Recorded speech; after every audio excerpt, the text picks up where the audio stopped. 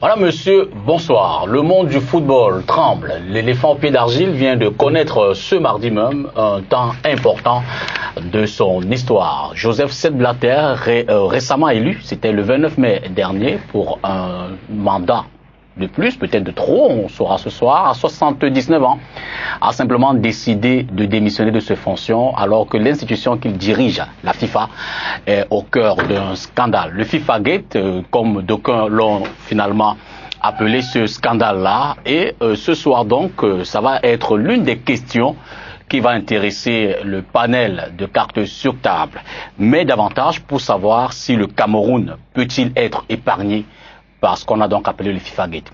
Le premier thème de l'émission sera donc FIFA Gate, le Cameroun est-il épargné?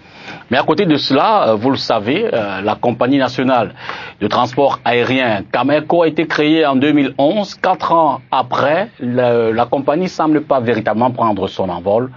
Un certain nombre de problèmes sont décriés au cœur de cette institution malgré les initiatives prises de part et d'autre par les dirigeants qui se sont d'ailleurs succédés à cette compagnie. On va également s'y intéresser, surtout que ça fait exactement 1 an, si on part du mois de juin 2014 au mois de juin, 6 mois je veux dire, 1 an pardon, au mois de juin 2015, que le dernier directeur général de cette compagnie, Jean-Paul Nana Sandjon, est donc arrivé aux commandes de la compagnie nationale, et depuis la semaine dernière, la presse s'intéresse de près à cette compagnie-là. Le deuxième thème sera donc transport aérien, attaque et riposte autour de Cameco. Ça va également nous permettre de déblayer ce secteur-là pour comprendre les enjeux qui se déroulent dans cette compagnie et aussi dans le ciel camerounais. Biya Bouhari, à quoi peut-on s'attendre? Ce sera le troisième thème de l'émission de ce soir, simplement pour le comprendre. Le Nigeria a élu un nouveau président. Ce dernier a prêté serment, c'était vendredi dernier, à Abuja, et le Nigeria, bien sûr, en termes sur le plan économique, sur le plan politique, et tout récemment, pour la lutte contre Boko Haram, est un partenaire incontournable. Voilà. Seulement, le président de la République, Paul Biya, s'est fait représenter à la cérémonie d'investiture de son voisin, le plus important donc, selon les éléments que j'ai cités plus haut, par le vice-premier ministre, ministre des Relations avec le Parlement, Amadou Ali, ce qui, bien sûr, a fait sortir les observateurs de leurs réserves. Pourquoi le président de la République n'est-il pas allé de ce côté-là? Et nous, on s'interroge donc dans cette relation, à quoi peut-on s'attendre? Enfin, et c'est une question qui plombe les Camerounais au quotidien dans l'économie, les élèves sont en plein examen. Il s'agit bien sûr de la question de l'énergie électrique. Le Cameroun broie-t-il du noir? Certainement qu'au moment où cette émission est diffusée en direct, il y a des Camerounais qui n'arrivent pas à nous voir simplement du fait des coupures d'énergie électrique. On va également essayer de comprendre ce qu'il en est dans ce dossier. Et pour nous accompagner dans le débat de ce soir, on a un journaliste, promoteur de Radio Sport Info, ancien collègue, Martin Kamumim, est sur ce plateau. J'ai failli lui dire bon retour dans la maison, mais comme il est de passage, je vais lui dire bonsoir Martin.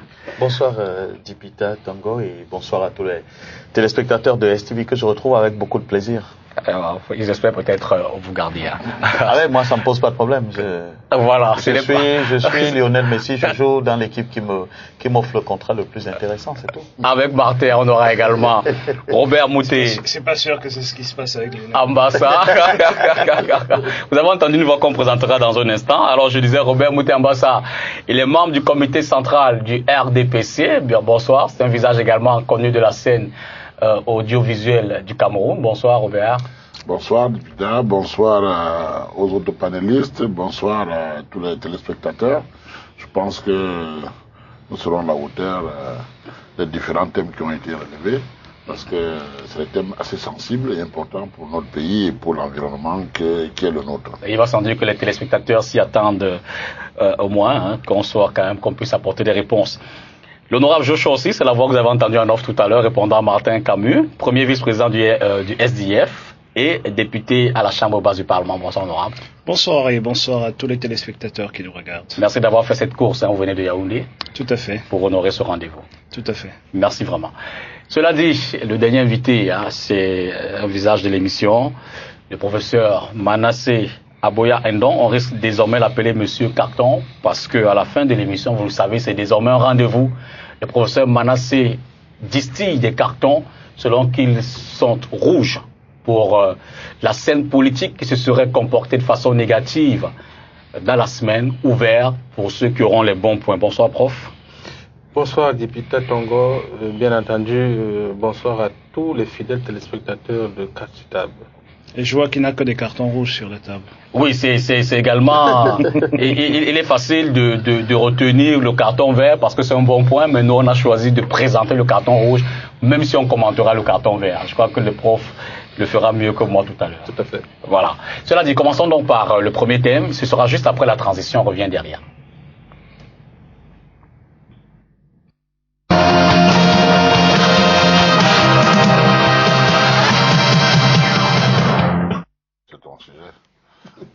Alors, pour Joseph Sepp-Blatter, simplement, il n'a pas forcément obtenu le soutien du monde du football. Voilà ce qui a, du moins, la raison officielle lorsqu'on a écouté sa conférence de presse tout à l'heure, qui conduit à sa démission, malgré sa réélection vendredi dernier face au prince Ali bin Hussein, qui était donc candidat également. Et du coup, le prince Ali a d'ailleurs annoncé qu'il va se représenter lors de l'Assemblée générale extraordinaire qui devrait se tenir entre décembre et mars. C'est simplement pour vous le redire.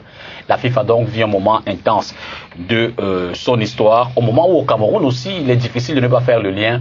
On a vécu aujourd'hui l'Assemblée générale de la Fédération camerounaise de football après une multitude de rebondissements. Martin, première question.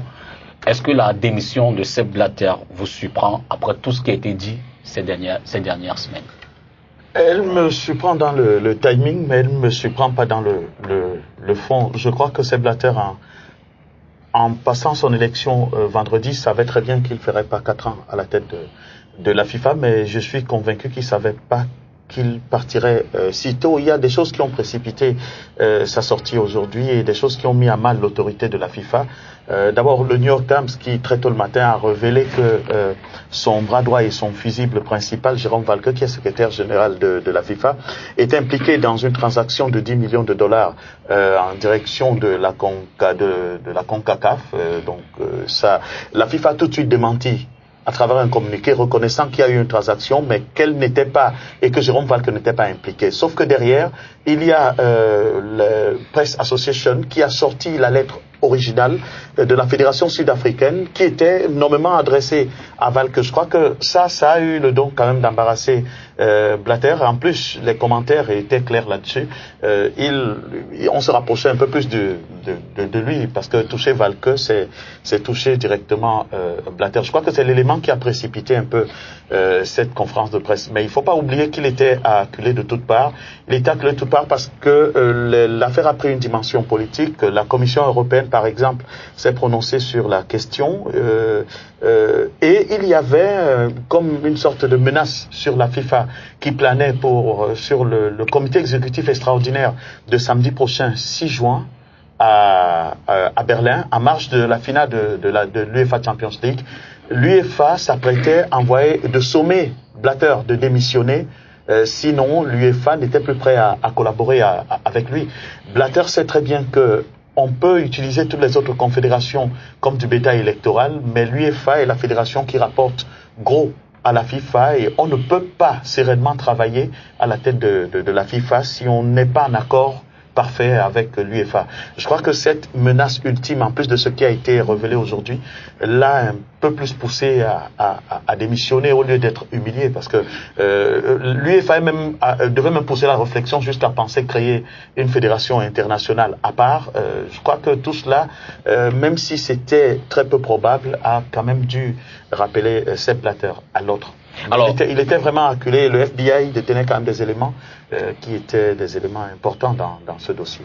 Alors Joshua, il va sans dire, au regard de l'avancée de l'actualité, que Joseph Sepp Blatter était quand même convaincu, d'autant plus qu'un certain nombre de ses collaborateurs avaient été interpellés avant l'Assemblée générale du 29 mai dernier.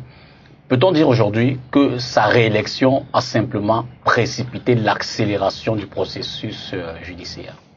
Je pense pas que c'est le processus judiciaire en lui-même. Je pense que, si je peux l'appeler ainsi, c'est le processus médiatique, parce que s'il aurait accepté de peut-être reporter l'élection et se retirer de la course et de jouer fair play, les médias auraient joué le jeu et puis la justice aurait tout de même continué sur son élan. Mais son bras de fer avec l'opinion internationale a fait en sorte que c'était un élément à scoop et donc il fallait travailler et voilà, il y a eu cette fameuse lettre qui est sortie et ça n'enlève absolument rien aujourd'hui aux poursuites qui pourront être engagées de part et d'autre dans le monde contre tous ces gens-là. Mais ça démontre à merveille ce qu'on a toujours dit, même ici au Cameroun, qu'on ne peut pas, l'impunité n'est pas quelque chose qu'on peut maintenir à long terme, c'est-à-dire que c'est à très court terme et donc ceux qui gèrent le football camerounais de la même façon doivent bien se tenir, parce que ce qui commence aujourd'hui à Zurich passera nécessairement par Yaoundé. Alors, Robert, peut-on dire que Blatter a fait peut-être une mauvaise appréciation de l'évolution de l'affaire? Oui, pourquoi? Parce que vous savez, quand on regarde bien comment la FIFA fonctionnait jusqu'à présent, la FIFA était comme un État dans le monde. La FIFA ne souhaitait même pas que les pays qui prennent même en charge le football s'immiscent un tout petit peu dans ce qui concerne la FIFA. Du coup, ça devenait un peu comme un noyau dur qui avait des choses peut-être à se reprocher. Donc, quand un État voulait s'immiscer, la FIFA menaçait systématiquement. Donc, on en a subi, à un moment même, on a été suspendu et tout. Pourquoi? Parce qu'il fallait pas mettre le nez dans ce qui se passe à l'intérieur. Et quand on voit un système qui est hermétiquement fermé, ça dit qu'il y a sûrement des choses à faire. Et là, il a mal apprécié parce que je suppose qu'il connaît bien les Américains. Les Américains sont très pointus dans leurs recherches. Quand ils commencent à vous avancer des choses, il faut faire attention avant d'aller de dire qu'ils racontent n'importe quoi. Un cas très simple. Vous voyez, beaucoup de gens partent de leur pays pour les États-Unis. À l'entrée, on vous donne un visa de 6 mois. Vous rentrez, après 6 mois, vous ne ressortez pas. Mais ils savent que vous êtes là. Et puis ils peuvent même savoir jusqu'où vous habitez. Ils ont tous les renseignements sur vous. Mais ils vous laissent dans cette position. Vous êtes en position dégradée. Vous ne pouvez rien faire dans cette position. Donc, par rapport à la FIFA, vous pouvez comprendre que les Américains contrôlent tous les flux financiers. Ils ont pu voir tous les mouvements qu'il y a eu. Et quand ils ont commencé par des plus petits, c'était un signal fort qu'ils ont envoyé au grand chef. Bon, le grand chef ayant passé l'élection en force, on lui a dit, bon, on a dû l'appeler pour lui dire, bon, ben ok, il y a peut-être même qu'on parle de son secrétaire général. Lui-même, on a dû lui dire que peut-être, voilà ta fiche, mais si tu ne parles pas, on va s'occuper de toi. Et il a laissé, et maintenant, il se donne un délai pour essayer de voir comment arranger les choses. Mais je pense qu'il a mal apprécié la situation, il était peut-être obnubilé par le fait que, comme la FIFA dominait un peu les États, menaçait de suspendre les pays et tout, il a pris, il ne savait pas que ça, il y aura une fin, quoi. Martin va dire un mot avant le professeur. Oui, moi je voudrais dire, il sait ce qu'il faisait. C'est pas en 4 jours que Blatter a découvert qu'il était dans une position inconfortable. Il savait ce qu'il faisait. Mais le problème je voudrais juste expliquer quelque chose. S'il démissionnait avant l'élection, il aurait passé la main à un autre système et justement il n'aurait pas le contrôle. En décidant de se faire élire et de démissionner par la suite, il sait que c'est son système qui a le temps de s'organiser. Vous m'arrachez justement la question que je voulais poser au professeur. Est-ce que d'ici décembre, Blatter aura suffisamment de coups de franche? Parce qu'en même temps, dans son discours de démission, il annonce une restructuration profonde, puisqu'il estime qu'il n'est plus candidat à un éventuel mandat, donc il a les mains libres pour changer le mécanisme, changer le système.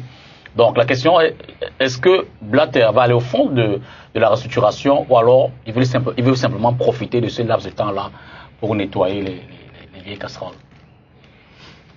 Moi je pense que on ne saurait lire dans les intentions de Blatter.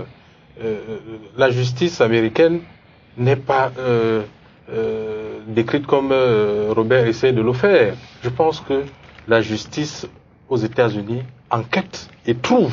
Elle ne trouve pas avant d'enquêter. Parce que si elle trouve avant d'enquêter, ça veut dire que le procès est déjà là. Le procès doit immédiatement se dérouler. Je pense que elle a les éléments qui lui permettent de mener une bonne enquête. Ouais. Et quand elle a un bon filon, elle mène les enquêtes et elle est sûre qu'elle est sur le droit chemin parce qu'elle est aguerrie pour ce genre d'enquête. Donc, c'est une méthode classique. On cherche avant de trouver. On est sur un bon filon parce qu'on a des éléments probants permettant d'arriver sur le bon filon. Maintenant, est-ce qu'il aura le temps? Il est président élu. Hein? Il a les coudées franches en permettant à la justice de continuer à mener ses enquêtes, sachant qu'il a un délai inscrit dans l'OTAN pour lequel il ne devra plus être à la tête de la FIFA. Et si jamais les enquêtes s'avéraient préjudiciables à sa position à la FIFA, peine perdue, il aura déjà aménagé sa succession. Donc, je pense que il se donne le temps lui permettant d'engager la succession parce qu'il est président légitime. Il a bien dit, il a été élu, mais il n'a plus un consensus autour de lui, donc il n'a plus les coudées franches pour pouvoir mener à bien sa tâche. Et le consensus dont il déplorait l'absence, c'est effectivement l'UEFA, qui est un maillon important du dispositif du football mondial. Donc je pense que il a les coudées franches parce qu'il est président élu, il a la légitimité, mais il n'a pas le consensus, c'est pour cela qu'il part. Alors Martin, vous allez ajouter, hein, mais je remets l'autre question. Alors peut-on penser que finalement la démission de Blatter va peut-être le dédouaner? Peut-on croire qu'il y aurait eu un deal, tu démissionnes, on te lâche les baskets, pour parler comme en basket, ou alors est-ce que sa démission n'est pas la porte ouverte la justice, à la prison? En fait, la justice américaine travaille souvent comme ça. Chuck Blazer, qui est l'espion ou la top... Il n'y a pas que la justice américaine. Hein. Voilà. Chuck Blazer, qui est la top du FBI infiltré à la FIFA, vivait grassement aux États-Unis. Il louait un appartement de $18 000 avec un appartement attenant pour ses chats. Et donc, on a réussi à enquêter à travers lui. On a vu qu'il ne payait pas d'impôts depuis pratiquement 10 ans. Le FBI a voulu le couler, mais on l'a utilisé plutôt comme un élément. On lui a donné un porte-clés avec un micro intégré et on lui a demandé d'assister aux rencontres les plus intimes au sein de la FIFA. Il a assisté à toutes ces rencontres, il enregistrait toutes les conversations qui se déroulaient au sein de la FIFA. Donc, je suis d'accord avec le professeur Boya, le FBI a tous les éléments de nature à faire mal à tout le monde. Mais maintenant, moi je suis aussi d'avis que Sepp Blatter a dû passer un accord aussi. C'est-à-dire, je laisse... il n'a pas laissé la main aussi facilement. Oui, il n'a pas laissé la main, mais je laisse la tête de la FIFA. Mais il ne laisse pas aux inconnus, il laisse à son système qui est en place, je laisse la main de la FIFA et vous m'épargnez d'un certain nombre de choses. Joao Havelange, que Sepp Blatter a remplacé, était tout aussi mêlé dans des scandales de corruption, mais dès qu'il est parti, on a oublié, on a tout balayé. Le successeur de Blatter aura le loisir de masquer un certain nombre de choses. C'est pour cela que ce successeur-là sera quelqu'un qui vient du système Blatter, qui est contrôlé par son système. Ça sera très difficile. Et c'est pour ça qu'il a tenu. Il va passer des accords. Ça peut être Michel Platini qui est son opposant, ça peut être n'importe qui, mais ils vont passer des accords en interne. Oui, ce sera difficile que ce soit par exemple quelqu'un comme Ayatou. Je pense pas que ce soit encore possible. Il aurait pu faire ça avant cette élection et pas après. Si on arrive dans ce cas de figure, c'est qu'il a eu ses accords avant les élections, il est entré sachant qu'il allait démissionner 4 jours après, etc. Je pense pas que c'est le cas, parce que on aurait eu des signaux. Je pense que c'est tout simplement la pression médiatique qui fait démissionner Blatter parce qu'il perd toute légitimité pour gérer le football mondial. Il faut se dire que quand vous êtes dans cette situation, quand vous descendez de votre chambre d'hôtel, vous allez au restaurant, le restaurant se vide. Vous n'avez plus d'amis. Et à un certain moment, votre femme vous appelle et vous dit, écoute, soit tu démissionnes, soit tu ne rentres pas à la maison. Donc, il faut pas rentrer dans des films de science-fiction et tout le reste. Il s'est mis dans une posture où il croyait qu'il avait un certain poids avec les fédérations tiers-mondistes et malheureusement le rouleau compresseur des médias occidentaux lui a démontré le contraire. Et il y a une chose, les médias, ce que toute la pression des médias, et une autre chose, ce sont tous les procès qui vont qu'aujourd'hui, puisqu'il n'y a plus le volet politique, puisqu'il a démissionné, il partira à la fin de l'année, il y a beaucoup de juridictions qui vont ouvrir des procès qui se retenaient peut-être parce que, moi je prends l'exemple de ce qui nous arrive au Cameroun, Pourquoi est-ce que pendant toutes ces années et pendant tous ces derniers mois, on a eu ce vide autour de la FECAFOOT, autour de la FECAFOOT avec une normalisation qui n'a jamais été normale, etc. C'est certainement pour cacher tous ces... Je voulais d'abord qu'on déblie un peu l'actualité au niveau mondial avant de ramener... Je voulais juste revenir sur ce point de la FIFA, c'est que quand vous perdez cette légitimité, vous n'avez plus les soutiens que vous aviez avant. C'est-à-dire qu'aujourd'hui, je pense que le président de la CAF, depuis Yaoundé où il est en ce moment, doit commencer à repositionner ses pions, doit commencer à repositionner ses cartes sur l'échiquier, de voir comment il peut faire en sorte que l'Afrique sort vainqueur de ce qui est en train de se passer, et ça ne peut pas être avec... L'Afrique ne peut sortir vainqueur ça peut pas être... Non, il va essayer de sauver ce qu'il peut encore sauver, mais ça ne peut pas être avec Blatter. Donc Blatter a un problème de fond. Je ne pense pas qu'aujourd'hui Blatter peut encore avoir une opinion majoritaire au sein du comité exécutif de la FIFA. C'est pratiquement clair que sa démission le grille. Maintenant, peut-être, je vais prendre Robert avant de revenir à vous. C'est une question et ça va nous ramener ici. En question, du moins remise en cause dans le FIFA Gate, l'octroi de la Coupe du Monde 2010. On parle aussi d'un soupçon de corruption, mais cette fois du Maroc, parlant de la Coupe du Monde 98 qui allait en France. Alors, est-ce que cette actualité-là peut aussi facilement se rapprocher de nous, sous-entendu que le président de la CAF, la Confédération africaine de football, le Camerounais Issa Yatou, a été indexé parmi les 4 Africains qui seraient passés à la caisse? Moi, je l'ai dit tout à l'heure un peu à demi-mot, mais je pense que tel que la FIFA fonctionnait, c'était comme une mafia. Je ne suis pas sûr qu'il y a une Coupe du Monde où il n'y a pas eu de problème. Je pense que si on les prend les unes après les autres, on va trouver des choses. Donc je crois que quelque part, ce qui s'est passé en 2010 ou en 1998 ou en 2004, 2002, il y a toujours eu ce genre de choses. Les gens se sont toujours enrichis et il y en a qui l'ont fait de façon propre, d'autres l'ont fait peut-être de façon impropre, mais ce qui est sûr, c'est que c'est un système.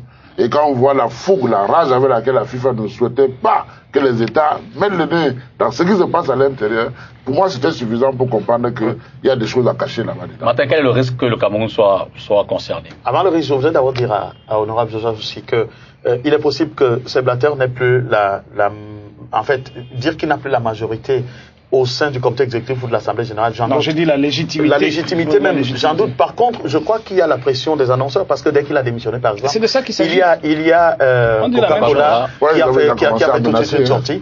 Et c'est pour cela que je parle tout à l'heure du lobby. On dit la même chose. On dit la même chose. La pression médiatique et la pression juridique, c'est deux choses différentes. Alors, mais pour le cas du Cameroun, je voudrais dire que le FIFA Gate dont on parle depuis, on en parle depuis 6 mois au Cameroun. En fait, pourquoi le Cameroun est concerné? Pas parce que la Fédération camerounaise de football en elle-même a participé au pot de vin par rapport à la Coupe du Monde. Non. On estime que le Qatar a utilisé les comptes de 4 fédérations en Afrique pour faire passer de l'argent qui a servi à corrompre les délégués. Donc le Cameroun, la Côte d'Ivoire, le Nigeria et l'Algérie. Et les 4 pays avaient des représentants au comité exécutif, dont Issa Yatou, Jean-Jacques Anouma, Raoult Rawa et Amos Adamou. Ils ont donc utilisé leur influence pour que les comptes de leur fédération, ou des fédérations des pays dont ils viennent, puissent être utilisés pour cette transaction-là. C'est d'ailleurs pour ça que le tribunal criminel spécial enquête sur les projets Gold 3, Gold 4 et Gold 5, qui sont une véritable fumée.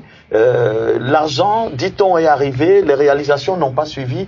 Où est-ce que cet argent projets avec des gros comptes sans réalisation. Ouais, ben voilà, c'est ça le problème. C'est pour ça que le Cameroun peut se sentir concerné par ces enquêtes. Pour emboîter sur le même chemin, quel est le risque que le Cameroun pourrait être concerné, mais pour faire plus précis, est-ce que les batailles qu'on observe à la FECAFOOT, avec le comité de normalisation qui a été reconduit plus d'une fois dans ses missions, est-ce qu'on peut faire un lien direct entre ces batailles-là et le contrôle éventuel de l'argent qui tourne au football Cameroun? Une coaction intellectuelle ou bien un lien judiciaire? Moi, je pense que c'est compliqué à établir. Et ce qui est sûr, c'est que une fois que la justice américaine enquête sur un dossier, les responsabilités seront établies puisqu'elle ne peut pas lutter contre la corruption et se laisser corrompre. Je pense qu'avec elle, au moins, on sait que les coupables seront identifiés, seront connus, et le séisme qui est programmé pourra atteindre les différents pays. Pour l'instant, on ne peut pas faire une présomption sur la base simplement des éléments qui se déroulent. Voilà, de l'actualité qui se déroule et des éléments que seul le FBI détient et lesquels éléments l'aideront à boucler son enquête. Maintenant, il n'y a jamais un système dans le monde qui disparaît parce que le parrain de la mafia a disparu. Donc, Joshua ne peut pas dire que parce que Joseph Blatter tombe, il n'est plus légitime, donc son système va automatiquement disparaître. S'il a réussi à se faire élire, c'est qu'il garde encore un peu la main. Et puis, concernant un continent comme le continent africain, mais on ne peut pas être condescendant vis-à-vis de l'Afrique comme Platini le fait. Il dit que le football africain, à au niveau de son développement, il n'est jamais venu solliciter qui que ce soit pour que l'Afrique court derrière lui. Donc moi je pense que Blatter est un politicien. Il allait vers les gens et ces gens-là, sans s'afficher, continueront à être fidèles. Donc on ne peut pas programmer la fin du système. L'Afrique est un bétail électoral pour Blatter. L'Afrique est un bétail électoral, comme Martin le dit si bien pour Blatter. Il ne venait pas en Afrique parce qu'il voulait qu'on ait des stades. J'en veux pour preuve, on n'en a pas. Ce sont les Chinois qui nous ont construit les peu de stades qu'on a au Cameroun aujourd'hui.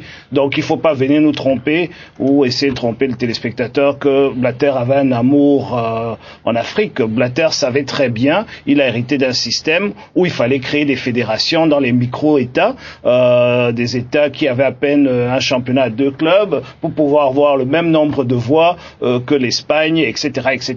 Il faut quand même comprendre une chose, c'est qu'aujourd'hui, s'il y a de l'argent dans le football, c'est l'UEFA, qu'on le veuille ou pas. L'UEFA a peut-être pas le bon président, je le concède volontiers, mais aujourd'hui, dans nos villages, dans nos rues, ce n'est pas le Canon Tonnerre qu'on regarde, c'est le Barça Madrid qu'on regarde. Sans eux, le football est fini. C'est ce que je dis. Et aujourd'hui, les gens reconnaissent volontiers qu'ils se sont trompés en soutenant des voleurs. Et donc, ils doivent maintenant replacer leurs cartes pour survivre. Ils ne peuvent pas aller aveuglement derrière cela. On n'est pas dans un système de mafia. On a à peu près 9 juridictions dans le monde qui courent après. Je ne compte même pas le TCS, qui court après ce qui s'est passé à la FIFA, dont les gens ne veulent pas aller en prison. Les gens ont un instinct de survie et ils vont pas courir après. On ne parle pas de la mafia où les gens sont cachés dans des caves, ils sortent qu'à minuit avec des fusils et des gardes du corps. Non, on parle de présidents de fédérations qui sont des gens respectables dans leur pays et ils devront nécessairement se réaligner. Et donc je dis aujourd'hui que Sepp Blatter pense peut-être, il fait le pari, qu'entre maintenant et décembre, il pourra tout nettoyer, tout arranger pour sortir par la grande porte. Je dis tout simplement que c'est trop tard. Il aurait dû faire ça avant l'élection. Et maintenant, il a perdu toute crédibilité. Ce qui fait que si on vous croise avec un Jérôme Valk ou avec un Sepp Blatter au restaurant, mais vous êtes fiché à vie. Vous êtes cuit. Alors, Robert, au moment où Blatter démissionne au Cameroun, à Yaoundé, à l'hôtel Montfébé, se tient l'Assemblée générale de la Fédération camerounaise de football, et là je parle sous le contrôle de Martin, dont on dit que les textes qui ont longtemps été contestés par une partie auraient été validés. Martin, l'information est bonne? Non, l'information n'est pas bonne. Il fallait, je crois, 45 voix. Je vais arrêter sur le chiffre. En fait, ils n'ont pas atteint le compte de 2 tiers qui était requis. Mais maintenant, il y a un passage en force qui est envisagé. Il manquait 2 voix. Pour que les textes soient adoptés, le quorum n'a pas été atteint selon ce que les textes prévoient. Donc, on doit pouvoir reconvoquer une nouvelle assemblée. Mais les confrères relaient depuis tout à l'heure. Oui, c'est juste une manipulation de l'information. Déjà, il y a un problème, c'est que qui convoque? Le comité de normalisation. Mais sous quel si vous convoquez, si vous êtes en 2009, vous ne pouvez pas utiliser une structure de 2000, je ne sais plus combien, 12 ou 13 pour convoquer une assise de 2009. Alors Robert, moi je voudrais la question que je voulais poser, c'est au moment où Blatter démissionne, l'Assemblée générale à Yaoundé se réunit et manifestement ça n'a pas donné l'impression que les gens ont eu froid aux yeux, ils ont poursuivi leurs travaux sans forcément. Est-ce à dire qu'ils ne se sentent pas directement concernés? Ben disons que c'est 2 niveaux différents. Au niveau de la FIFA, c'est quand même, on peut dire, si on les appelle des grands électeurs, les patrons là-bas en haut. Au niveau d'une fédération, c'est les patrons inférieurs. Le niveau de tricherie, de jonglage, de mafia n'est pas le même. là-bas c'est au niveau mondial, et là c'est local. Je crois que dans les dossiers qui sont en cours, à part celui qui est au tribunal spécial sur les fonds gold, à part ce dossier qui peut affecter la fédération camerounaise, je ne pense pas qu'il y ait un autre, sauf si on redescend et on peut avoir entre les individus la FECAFOOT et le secrétariat général, la présidente de la FIFA, s'il y a d'autres liens directs, parce que vous savez que depuis plusieurs présidents, depuis Mahat Daher et autres, quand il fallait toucher la FECAFOOT, c'était le bâton que la FIFA montrait. Donc il y a des relations particulières directes avec certains responsables. Bon, ça, je crois que c'est la phase 2 des enquêtes. Quand l'immeuble va s'écrouler, on va essayer d'aller voir si c'est le fer de béton de 10 ou quoi. Pour le moment, à part ce dossier Gold, qui peut être lié directement au Qatar et à la FIFA, le reste, je crois que c'est des positions individuelles entre les responsables de la FECAFOOT et ceux de la FIFA, et particulièrement le secrétaire général, qui a toujours joué un rôle un peu complexe. Alors, professeur, il est clair que désormais, la menace de la FIFA sur un État, c'est terminé. Pas du temps le dire. Non, pas du tout. Non, justement, il faut éviter. Mais elle a au moins montré sa fragilité. Il faut éviter la caricature. La FIFA n'est pas l'ONU, où il y a les membres du Conseil de sécurité. À la FIFA, c'est un pays, un électeur. Non, c'est une fédération. Une fédération, un électeur. C'est la même chose. La fédération appartient à un pays. Donc, je pense que... Tu as des pays à deux fédérations. Je pense que... Oh, bon. Je vous le conseille. Ce qui est sûr, c'est que chaque pays est important dans une élection. Donc, on ne peut pas programmer la fin d'un processus sur la base tout simplement de la perturbation du système mondial. Et puis les institutions ne meurent pas et se transforment. Justement, Jérôme Cahuzac a été condamné en France. C'est pas pour cela que le Parti socialiste a fermé les portes. Je pense que la peine pénale est individuelle. Je crois que le délit pénal est individuel. Il ne doit pas concerner ceux qui n'ont pas été impliqués. Donc je pense que quand les responsabilités seront établies, les uns et les autres tireront les leçons. Et puis la vie de la FIFA va être relancée. Alors on va faire le dernier tour de table dans un processus normal, convivial, qui embrassera des nouvelles règles de fonctionnement. Dernier tour de table sur la question et puis les SMS. Je voudrais leur dire que selon une certaine presse, Blatter l'une des raisons qui a poussé Blatter à anticiper également, c'est sa présence annoncée à la Coupe du Monde au Canada. Jérôme Valcade a renoncé à y aller parce que c'est le territoire américain et le FBI a encore plus de facilité d'opérer sur un territoire américain. En fait, je veux dire que c'est... Que la coopération tout au moins entre... c'est l'Amérique du Nord avec la Suisse. Mais je voudrais quand même dire par rapport aux élections à l'Assemblée générale de la FECAFOOT tout à l'heure, il y a eu 63 voix, il fallait 65 pour faire le quorum, on n'a pas pu avoir 2 voix en plus, mais il y a eu quand même une incongruité dans cette Assemblée générale, le procédé, le vote était à main levée.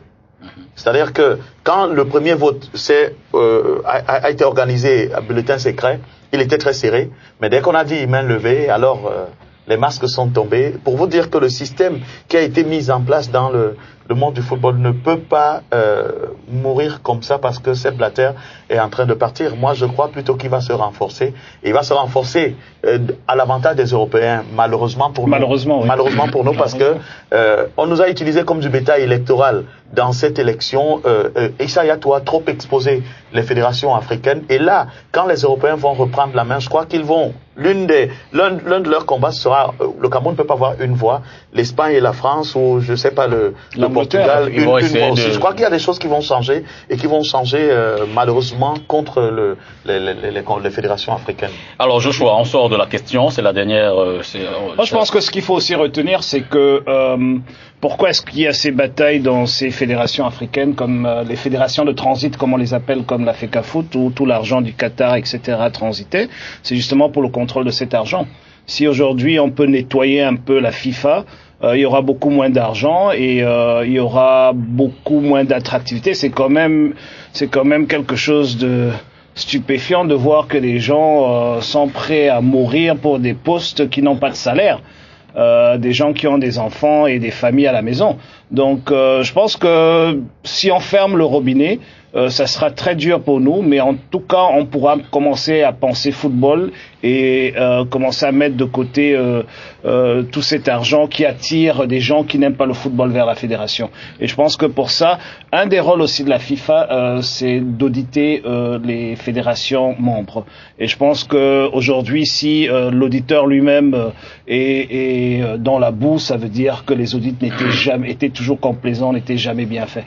Donc, je me réjouis de ce qui se passe aujourd'hui, tout simplement parce que je suis un amoureux du ballon rond, que j'aime le football et je pense qu'il faut revenir au football et mettre le business de côté. Robert? Oui, moi je vais être bref, je dirais seulement qu'il faut que les États, les nations profitent de cette situation pour reprendre en main la gestion de leur football. Parce que quand on va dans nos pays, l'État a des choses à faire, des infrastructures et autres. Et puis, mais c'est la fédération qui contrôle tout et n'a pas de contrôle. Il faut faire très attention avec cela. Hein. C'est une marque déposée. Donc, le terrain de football appartient à l'État, mais le football ou le soccer, selon comment on veut l'appeler, appartient à la FIFA. Tout à fait. Donc, tout à fait. Je ne refuse pas, mais je veux dire ceci. Les États doivent pouvoir quand même avoir un certain niveau de décision dans ce qui concerne le football de chaque pays. Parce que l'État ne soit plus capable de dire quoi que ce soit sur son football, il y a un problème. Mais ce n'est pas le football de l'État, c'est le football de la fédération. Professeur, dernière intervention sur la question, FIFA Gate. Oui, mais moi je pense que Robert Mout insiste sur le rôle de l'État. Nous sommes dans la supranationalité. Oui. Il faut éviter de dire ça. Il ne faut pas induire l'État là, surtout l'État camerounais pour lequel vous êtes membre du UED. Il ne faut pas l'induire. Quels que soient les États, nous sommes dans la supranationalité et c'est la FIFA. Donc il faut éviter tout le stade, il faut éviter. Non, mais que la FIFA fasse tout. L'État construit des stades pour sa jeunesse. Les stades ne sont pas construits pour le foot. Que la FIFA fasse tout dans ce cas. Justement, si un État n'est pas content d'adhérer à la FIFA, il se retire. Mais s'il adhère au règlement de la FIFA, il faut qu'il se conforme. Voilà. Alors, moi, je voudrais quand même dire, il faudrait que peut-être le football ou le sport en général rentre dans le système des Nations Unies pour qu'on ait moins de problèmes. Non, ça serait pas parce bien. que pour qu'il y ait un conseil de sécurité, ça sera pire. Ça sera pire. Il y a un conseil direct. La Fédération européenne, elle a fait plier la FIFA. Alors, on va prendre quelques SMS. Hein. Je vous suggère, ce n'est qu'un pays. Hein. Je vous suggère de noter et de répondre si vous êtes intéressé tout à l'heure après la lecture. Bonsoir à vous sur le plateau. La tactique de Blatter est la même de Monsieur Onala Fekafou qui consiste à placer leur bras droit aux commandes. L'unique candidat tombe à recours. Sauf que Blatter a sur le dos la vraie justice. Mais je reste persuadé que le cas Fekafout et Issa Hayatou n'échapperont pas. Pour bénéficier de circonstances atténuantes, Hayatou, Ouna et Saban doivent évidemment présenter leur démission. Armel Darty. Je suis camerounais, marié, c'est lui, hein, Darty, je suis centrafricain, marié camerounaise. Et il rebondit, Blatter a voulu défier la loi de la gravité, mais il en a perdu le sens. Autre SMS sur la question, toujours FIFA Gate. Cette capitalisation, ça doit être la suite d'un SMS, on va donc reprendre. L'UEFA, via ses compétitions, produit autant d'argent que la Coupe du Monde, et donc la FIFA et Platini, les Européens, vont peser. Plus d'argent d'ailleurs. Alors, la publication par le New York Times des preuves de corruption du SG a convaincu les sponsors à majorité américains et européens de pousser Blatter vers la sortie. Blatter a gagné politiquement avec l'aide des pays sous-développés. Les pays développés ont actionné le volet économique pour avoir le dernier mot. Tout à fait. Ça c'est vrai. Donc Blatter est la victime de la capitalisation à outrance du football. Qu'il a lui-même créé. Simplice de Ngaoundéré, la démission de Blatter après sa réélection prouve combien de fois il existe la mafia à la FIFA. Que pensez-vous du président Akoué comme coach des Lions dont ce n'est pas la question. Félicitations à STV, le panel des hommes d'esprit libre, c'est bon, lui il apprécie le panel. Bonsoir à tous sur le plateau. S'il y a quelqu'un qui devait démissionner en premier, ce sera Platini, car il a toujours voulu que Blatter tombe avec son ami le prince du Qatar. Concernant la magouille de la Coupe du Monde au Qatar, n'oublions pas un journal européen du sport nous avait informé que la première fois que Blatter voulait l'émir du Qatar, c'était dans le bureau. Voyez l'émir du Qatar, c'était dans le bureau de Platini en la présence de Zinedine Zidane, ambassadeur du sport à cette époque. C'est tout à fait vrai. Femla depuis Emombo, Yaoundé, Emombor, Il faut peut-être dire à celui qu'on est encore en 2010. Hein. Absolument. On n'est pas encore en 2022. Donc tout ça, ça arrive. Salut à vous. La question, je vous la pose, Martin, est-ce que Issa Hayatou a reçu cet argent? Pour le téléspectateur qui envoie la question. Son nom est cité dans le FIFA Gate et sa proximité avec Blatter et sa position à la FIFA ne peuvent pas l'épargner. Dans tous les cas, il est interpellé. Maintenant, est-ce qu'il a réellement touché? Je n'ai aucune preuve, mais son nom est permanemment cité dans toutes ces opérations. Blatter, c'est ce qu'il fait. 6 mois lui permettra de couvrir quelques scandales qui pourraient mettre davantage le feu aux poudres. Phileas, c'est lui qui envoie ce SMS. On va poursuivre avec quelques SMS encore.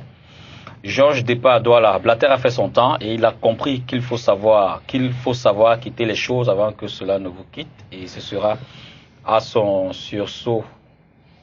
successeur de le couvrir, sinon le reste de sa vie se fera en tôle, comme c'est le cas de l'ancien président de la FECAFOOT. Bonsoir, donnez-moi les raisons pour lesquelles le président Blatter a démissionné et le nom du nouveau président. Bon, c'est un SMS qui arrive à 22h20. Je présume. Non, mais juste une petite correction. Il n'est pas ancien président de la FECAFOOT. Hein. Et puis, il faut lui dire que Blatter n'a pas démissionné pour céder la place à quelqu'un. Blatter a dit qu'il reste en fonction jusqu'à la prochaine assemblée générale, donc à la fin d'année. Qui pourra être précipité à Berlin. Oui. Bonsoir à vous, les panélistes. Je voudrais savoir. Pas l'agenda. Ça c'est vrai aussi. Je voudrais savoir quelle place occupera Blatter après sa démission au sein de la FIFA. N'est-il pas un exemple à suivre pour le président de la FECAFOOT qui est incompétent? Martin, il est là jusqu'en décembre. On l'a dit. Il est là jusqu'en décembre. En fait, c'est ce qu'il croit. La normalisation Non, Blatter. Okay. Maintenant, la réunion de samedi, la réunion le comité exécutif extraordinaire de l'UEFA peut encore précipiter beaucoup de choses parce qu'ils ont le pouvoir. C'est honteux pour la FIFA et les fédérations sont aussi pourries. C'est une honte générale. La FIFA doit servir d'exemple à la FECAFOOT. Blatter serait-il épargné de toutes ces affaires de corruption au sein de la FIFA? Bon, je pense que les débats ont montré qu'il est bien proche de ces affaires. C'est un peu un gars. On dirait la démission de Blatter après sa réélection prouve combien de fois. Ah oui, ça a déjà été dit. Bon, difficile à déchiffrer ce message-là. On va prendre le dernier message. Bonsoir le plateau. Comment faut-il avoir le numéro de Martin? Bon, ça vous allez certainement. Faut écouter RSI. L'UEFA via ses compétitions produit non. Hayatou, président commission finance, FIFA cherche le lien avec Blatter. C'est John Gwane qui vient de le dire. Alors ce qu'on pouvait dire à propos de il faut voir les récompenses qu'Hayatou a données aux fédérations africaines dans les nominations à travers les commissions. Joseph Ona est nommé dans une commission, Tombi Aroko est nommé dans une commission, Alim Konaté est nommé dans une commission, et toutes les fédérations africaines sont récompensées comme ça par rapport à leur fidélité et à leur suivi. Et pour vous, ces récompenses ont un lien direct avec l'affaire? Non, un lien direct avec l'élection qui a eu lieu à la FIFA. Il faut bien que Blatter, pendant qu'il récompense à haut niveau, que Hayatou récompense également à son niveau. Okay. Je crois que c'est comme ça qu'il faut aussi décrypter ça. Voilà donc ce qu'on pouvait dire à ce sujet-là. FIFA Gate, le Cameroun est-il épargné? La question reste donc entière. On va certainement suivre l'évolution de cette affaire-là pour éventuellement revenir. Pour éventuellement aussi sur RSI. Et d'ailleurs, demain, dans la nuit du sport avec Paquet Dalidi Newton à partir de 21h sur STV. Transition, et puis on revient dans le transport aérien.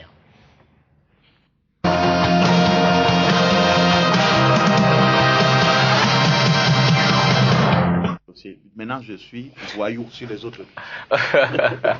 Alors, ça, c'est aussi la réalité, du direct. Oui, voilà. Absolument. Alors, Martin, d'ailleurs, je commence par vous. Première question. Éventuellement, êtes-vous passager quand l'occasion se présente de Camerco? Oui, très souvent. Je trouve que si tous les Camerounais faisaient comme moi, justement, on n'aurait pas ce problème. Tous les ministres de la République voyagent dans des compagnies où ils payent au moins 4 millions de billets d'avion dans des classes business et premières et autres. Je crois que si tous les membres du comité central du RDPC, tout le gouvernement du Cameroun voyageait au moins par Camerco, cette entreprise aurait moins de problèmes. J'entends des gens faire des procès incroyables à la gestion de Camerco, mais le premier procès qu'il faut faire, c'est le patriotisme des uns et des autres par rapport à cette entreprise, surtout ceux qui bénéficient des frais de mission de l'État. Moi, on ne peut pas me faire particulièrement un procès de ne pas prendre Camerco parce que parfois, mes billets sont payés par des organismes qui n'appartiennent pas au Cameroun, mais des gens qui voyagent avec l'argent de l'État tous les jours, ne prennent pas Camerco, prennent des compagnies concurrentes à Camerco. À quel moment Camerco va faire des recettes? Ça commence par là et moi c'est ce qui me gêne. Moi je suis un client de Camerco et j'ai pas honte de le dire. Et quand Camerco ne voyage pas, au moins ne bouge pas, ça me pose un problème en tant que Camerounais. Et j'espère que ça devrait poser un problème à tout le monde. Alors, honorable, Camerco, au regard de sa volonté de croissance dans l'espace aérien national et même international, n'a qu'un avion fonctionnel en ce moment, mais 3 dans sa flotte. Est-ce que ça donne les moyens, la possibilité d'atteindre ses objectifs, ses ambitions? Non. Non, tout simplement non. Je pense que dès le départ, avant le lancement même de Camerco, j'étais clair là-dessus.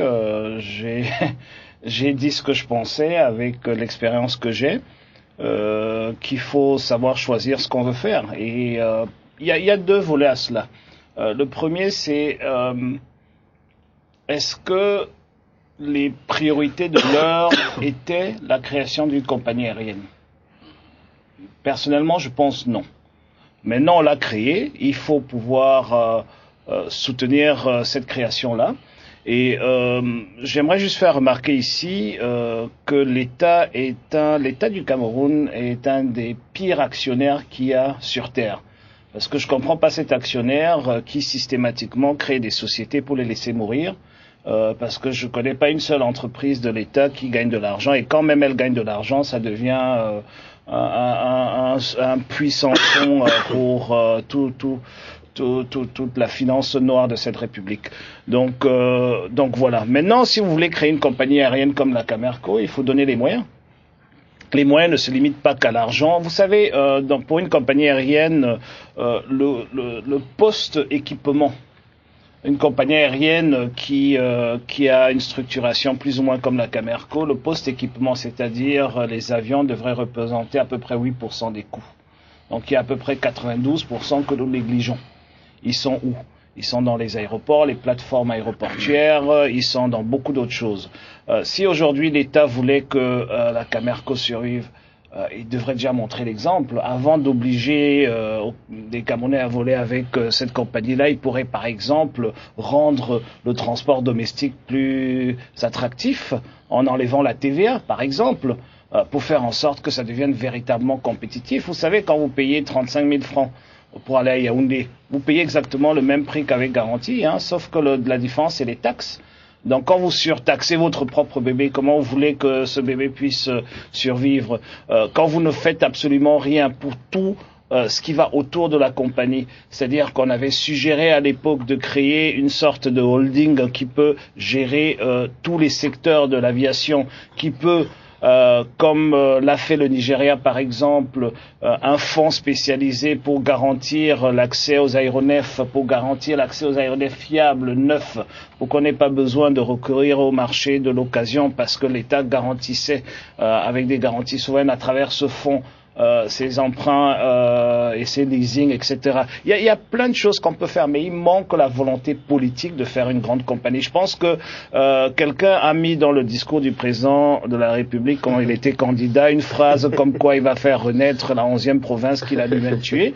Et puis ensuite, ils se sont retrouvés avec une histoire qu'ils ne savaient pas comment mettre. Et voilà.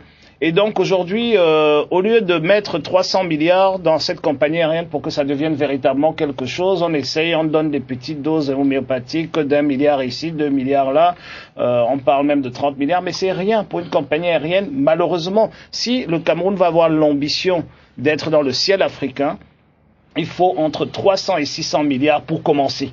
Et ensuite tout le reste. Quand vous venez avec 1-2 milliards, vous jouez dans la ligue des propriétaires de jets privés, vous ne jouez pas dans la ligue des grandes compagnies. Et donc vous pouvez mettre qui vous voulez à la tête de cette compagnie, parce qu'on a parlé de ceux qui dirigent, vous pouvez faire ce que vous voulez, ça change pas le problème de fond. Le problème de fond, c'est que vous avez une société sous-capitalisée dans un environnement restreint. On n'a pas de marché.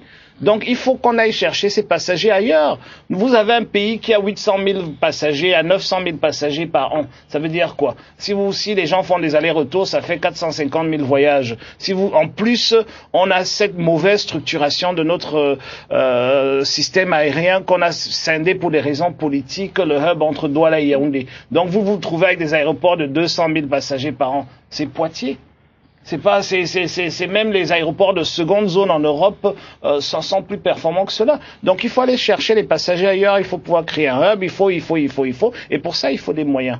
Il faut des moyens humains, il faut des moyens matériels, il faut des moyens financiers et il faut une organisation de tout cela. Quand vous avez une entreprise qui gère les aéroports, qui fait en sorte que vos aéroports sont parmi les plus chers au monde, et vous créez, et l'État est l'actionnaire majoritaire de cette entreprise, vous créez, l'État est l'actionnaire à 100% de la compagnie aérienne, qui est pratiquement clouée au sol parce qu'elle n'arrive pas à payer les factures de l'aéroport. des factures surdimensionnées de l'aéroport. Vous avez un problème. Donc il faut pouvoir réorganiser tout ça.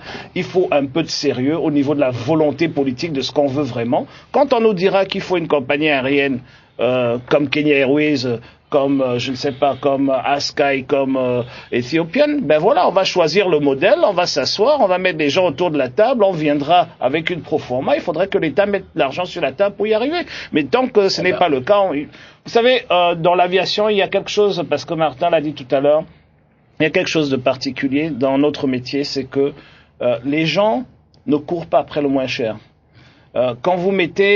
Quand vous êtes là-haut, vous mettez un parachute cher et un parachute pas cher, tout le monde court vers le cher. Okay? Parce que les gens ont peur de voler, les gens, la sûreté, c'est primordial. Donc, ce n'est pas que le prix, ce n'est pas que le nationalisme, ce n'est pas que le patriotisme, il faut beaucoup plus. Et pour garantir ces systèmes de maintenance, ces systèmes de sûreté, etc., il faut beaucoup de moyens. Il ne faut pas que les avions, c'est ce qu'on voit. Tout le reste, ça coûte beaucoup plus cher. Alors, Robert, vous n'êtes pas gêné par ce discours de Joshua aussi, qui vient quand même de faire un état des lieux, je vais dire réaliste, hein, le manque de moyens, la Camerco.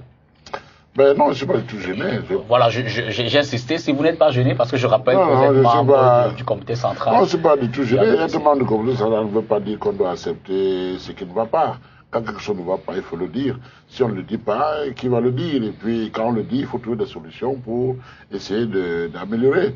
Je pense que, moi, j'irai un peu plus loin. Je crois que le problème d'une compagnie comme la nôtre est systémique. C'est tout un système. Et quand on dit système, ça englobe une partie de ce que Joshua dit. Par contre, je ne suis pas d'accord avec lui pour la volonté politique. Vous savez, ça commence là. Les Camerounais, Robert, ça commence là. Ont cette fierté nationale d'avoir une compagnie. Mais donnez donc les moyens. Au plan politique, la volonté de donner une bonne compagnie, elle est là. Maintenant, nous avons un problème, et il a dit un tout petit peu aussi, pourquoi les hauts responsables camerounais, tous ceux qui fonctionnent, qui vont à gauche et à droite, ne prennent pas la compagnie nationale. Avec l'argent du contribuable. Avec l'argent du contribuable. Il a dit, Joshua, c'est que pour lancer une compagnie comme la Camerco, il faut mettre les moyens. Et jusqu'à présent, on a mis des moyens qui sont quand même limités. Et quand vous regardez l'historique de ces compagnies, depuis même Camer, avant que Camer n'arrête, on a eu des plus grands gestionnaires qui ont fait des écoles centrales de Paris, Polytechnique Paris, ENAC, et au Cameroun, Polytechnique Yaoundé, ENAM, les ENAMARC, en tant que PCA et DG, ça a toujours donné les mêmes résultats, c'est-à-dire l'échec. Ça veut dire que le problème n'est pas au niveau des gestionnaires en tant que tel. Le problème, c'est mettre les moyens qu'il faut pour, dès le départ, avoir toute une panoplie de services que, depuis les avions jusqu'aux services qui sont faits autour, et au niveau de la ressource humaine, ça doit être des gens compétents et que ce ne soit pas forcément les membres de famille, les gens qui ont participé à mettre en place la compagnie, et que la vérité, la réalité soit remontée au chef de l'État. Parce que quelque part, vous savez, les gens ne sont pas spécialistes partout, mais ils délèguent ses pouvoirs pour qu'on lui dise ce qui se passe sur le terrain. C'est difficile quand même de comprendre que le chef de l'État ne sait pas que Camerco a un problème. Non, il y a un problème. C'est une question de fierté nationale. Il y a un problème. Vous savez, quand vous recevez les rapports, quand vous dites ça va, ça va, ça va, c'est facile de décider. Mais quand vous cachez la réalité et que vous décidez, vous prenez une mauvaise décision. C'est même que trop souvent, ça se limite à des histoires de personnes au lieu de rentrer dans les problèmes structurels. Tout à fait. Regardez qui sont au-delà de la compagnie. J'ai pas fini. Regardez même à la naissance de ces Camerco. Qu'est-ce qu'on n'a pas dit? C'est le Premier ministre de l'époque qui gérait cette situation. On parlait des membres de famille qui cherchaient les avions par-ci, par-là. Ça allait dans tous les sens. Donc forcément, c'était plombé dès le départ. Moi, je suis parmi ceux qui, dès le départ, on pensait que ça n'allait pas aller loin. Et on a eu la malchance d'avoir quelques expatriés qui sont venus se remplir les poches et sont partis. Et du coup, Encore une question de volonté politique. Non, là c'est les hommes. Moi je pense que c'est les hommes aussi. Non, parce que c'est ton gouvernement qui a cru qu'il n'y avait pas de Camerounais capable de gérer la Camerco qui est allé chercher ses expatriés. Non, disons que dans ce genre de situation, je crois qu'il y a même un ministre qui a fait ce commentaire-là. Il y a eu appel à candidature, je n'étais pas là. Il y a eu des critères qui ont été posés. Il n'y a jamais eu appel à candidature. Dans tous les cas, je n'ai pas fini, je vais bientôt chuter. Ce qui est sûr, c'est que c'est un problème systémique. Pour que Camerco, ou bien notre donc qu'on pourrait donner à cette compagnie, s'envole et part le plus loin possible, il faut qu'il y ait de la volonté politique. Il y a la volonté politique, mais il faut qu'on mette les moyens. Il faut qu'on mette, il y a la volonté politique, mais il faut qu'on mette les moyens pour en arriver là, parce que le pauvre Nana Sanjo, il se bat comme il peut. Mais je ne suis pas sûr. La bataille au-dessus de sa tête. Voilà, je pense je pense qu'aujourd'hui, si vous êtes directeur général de Camerco, vous passez le plus clair de votre temps à essayer d'obtenir des subventions pour rester en l'air. Parce que la menace que tout le monde voit à Yaoundé, c'est que l'avion est clos au sol. Personne ne se dit qu'il faut mettre un système en place qui a beaucoup plus qu'un avion clos au sol. Donc quand vous courez, quand vous êtes sapeur-pompier, vous pouvez pas attendre de ces gens-là d'être créatifs, de pouvoir se déployer, etc., etc. Moi, son prédécesseur a eu 17 conseils d'administration en je ne sais pas combien de temps, en moins de 18 mois. C'est quand même du jamais vu. Donc voilà. Donc quand il y aura cette volonté politique et quand on voudra une compagnie aérienne, il faudra donc donner les moyens nécessaires pour avoir cette compagnie aérienne-là. C'est ce que je dis et je me tue à dire et je répète. C'est-à-dire qu'une compagnie aérienne, c'est pas quelque chose qui s'improvise. Et vous pouvez nommer qui vous voulez. Vous pouvez prendre le PDG de British Airways, vous lui donnez Camerco, il pourra pas faire mieux que ceux qui sont là aujourd'hui parce que ça va au-delà de cela. C'est tout le système qu'il faut changer, qu'il faut épurer. Alors, professeur, comment donc comprendre, parce que c'est ça qui nous inspire un peu le thème de ce soir, attaque et riposte autour de Camerco, comment comprendre ce jeu de mots, ce jeu de passe d'armes autour de la compagnie, alors que les problèmes structurels, tels qu'on vient de les annoncer, sont connus? Mais justement, ce jeu que vous évoquez est un jeu périphérique, justement. Ça n'a rien à voir avec les problèmes de Camerco. Joshua l'a suffisamment dit. En réalité, on devait passer au thème suivant, parce que, en réalité, le problème de passe d'armes n'a rien à voir avec les problèmes structurels Mais c'est un problème qui pourrit quand même l'ambiance, professeur. Donc, ça pourrit naturellement, simplement parce que tu as planté le décor, Martin. Nous ne sommes pas nationalistes. Voilà un DG qui essaye de redresser la barre, qui se bat avec les moyens dont il dispose, qui essaie de rassurer le personnel qui a été mis à sa disposition, qui ne jure que par lui. Pendant ce moment-là, le politique ne l'accompagne pas dans cette trajectoire. Au contraire, des messes basses sont organisées à Yaoundé pour le débarquer précipitamment, parce que les uns et les autres lorgnent un poste qui ne nécessite qu'une recapitalisation pour que Camerco prenne son envol. Moi, je pense que nous devons interpeller les pouvoirs publics. N'en déplaise à Robert, il n'y a pas une volonté politique visant à faire de Camerco une grande compagnie. Je suis d'accord qu'il y a une démobilisation autour de Boko Haram, mais il faut appeler à la conscience civique nationale pour que nous ayons une compagnie aérienne qui mérite le Cameroun. Mais tous les pays d'Afrique qui s'affirment ont une compagnie aérienne viable. Le Maroc, l'Algérie qui est en train de lorgner le ciel camerounais, l'Éthiopie et ainsi de suite. Nous avons les moyens et un management qui ne crée pas de problèmes à l'heure actuelle. Il faut donner les moyens à Camerco. Il nous faut des avions pour que nous puissions atteindre les minima en termes de standards. Nous ne les avons pas. Nous nous occupons du périphérique à travers des faux problèmes véhiculés dans la presse qui ne peuvent pas aider Camerco à décoller. Parce que nous ne sommes pas des patriotes, nous ne sommes pas des nationalistes. À l'unisson, tout le monde a crié un ouf de soulagement quand le président a enfin redonné Camerco à un Camerounais. Mais aussitôt, des problèmes classiques renaissent agités par les propres Camerounais parce que nous n'avons pas le patriotisme. Moi, quand je vois l'ambiance qu'il y a dans la presse, je revis la même ambiance. J'ai travaillé dans une rédaction dans ce pays où, lorsque M. Etoudi était directeur général de Camer, je revois presque la même ambiance. C'était pas Stevie. Non, c'était pas Stevie. Je dis un journal. Moi, j'ai été journaliste dans une presse écrite. Je revois cette même ambiance. On s'en prend aujourd'hui à Monsieur Nana dans les journaux, mais c'est la même chose qui était, le même décor qui avait été planté pour son prédécesseur.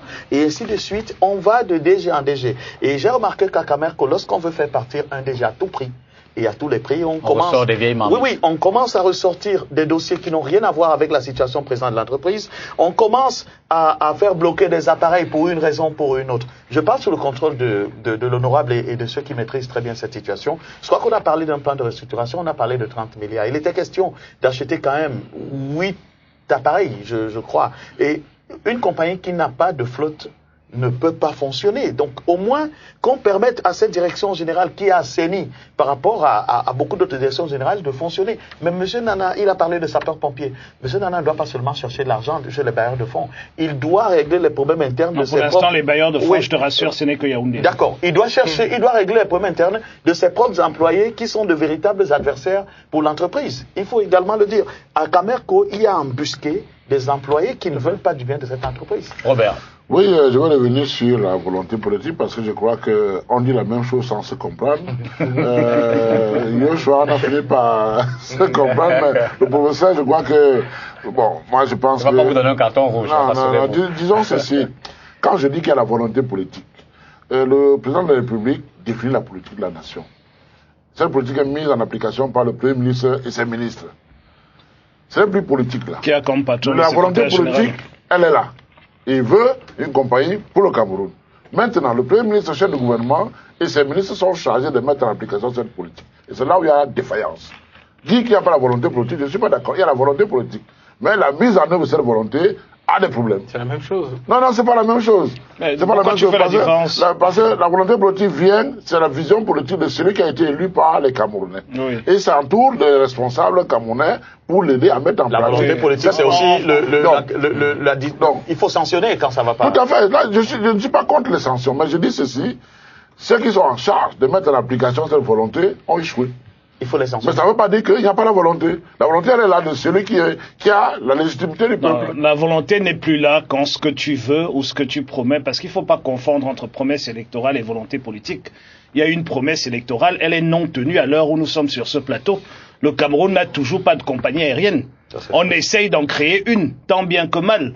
On essaye d'avancer, mais on a toujours... La promesse politique n'est pas encore tenue. Donc s'il veut tenir sa promesse politique, il doit mettre une certaine volonté politique dans ce dossier-là pour donner les moyens. Je pense pas que c'est le Premier ministre qui sanctionne les montants, le budget de création d'une compagnie comme Camerco. Ça passe quand même par la présidence de la République. Robert, tu le sais très bien. Bien sûr, donc il prend le montant qu'on lui donne, c'est avec ça qu'il va vivre, c'est avec ça qu'il va travailler. Nous ne parlons pas de détournement de biens entre les montants alloués et ce qu'il y a actuellement à la Camer. Il y a peut-être des détournements à l'intérieur de la Camer, mais nous ne parlons pas de détournement là. Donc je dis donc,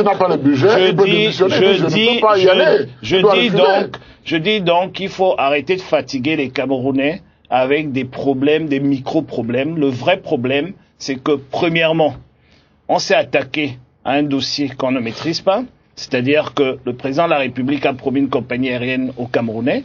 Je pense qu'il ne savait pas ce que ça coûtait, sinon on n'en serait pas là. Maintenant, on a cette compagnie qui consomme autant d'argent, il faut prendre les décisions qui s'imposent. Moi, personnellement, je dis que dans l'état actuel des choses, il faut sauver la Camerco. Pour sauver la Camerco, il faut y mettre des moyens. Et pour y mettre des moyens, il faut avoir une volonté politique. Il faut dire, ok, voilà, maintenant, au lieu d'aller en vacances à la Bolle, je vais mettre cet argent dans Camerco pour qu'on s'en sorte. La volonté politique, elle est là. Alors, on va plus qu'on les hommes. On semble s'être compris sur la question. Prends un ou deux SMS. L'État doit exiger toutes les personnes mises en mission en son nom d'emprunter cette compagnie. C'est cette liste.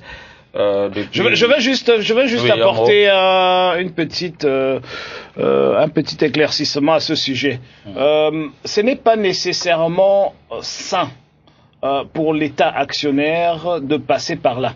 Parce que vous savez, on est dans un marché libre. Il faudrait quand même que Camerco se donne la peine d'attirer les passagers. On ne voyage pas uniquement par patriotisme. On peut dire qu'ok, vous n'avez pas le droit, par exemple, les différentes agences du gouvernement américain ont l'obligation de faire des vols domestiques et transatlantiques sur des transporteurs qui sont majoritairement américains. Ça existe, mais parce qu'il y a la concurrence. Cela s'arrête quand il n'y a plus de concurrence. Je vous dis pourquoi. Parce que quand le ministre des Finances va à Bretton Woods, aux États-Unis, à Washington, Camerco n'y va pas. Vous pouvez me dire ici, ok, il faudrait donc qu'il aille avec Camerco jusqu'à Paris, et puis de Paris, il prend une correspondance jusqu'à Washington. C'est une très bonne option, mais l'actionnaire propriétaire de Camerco y perd.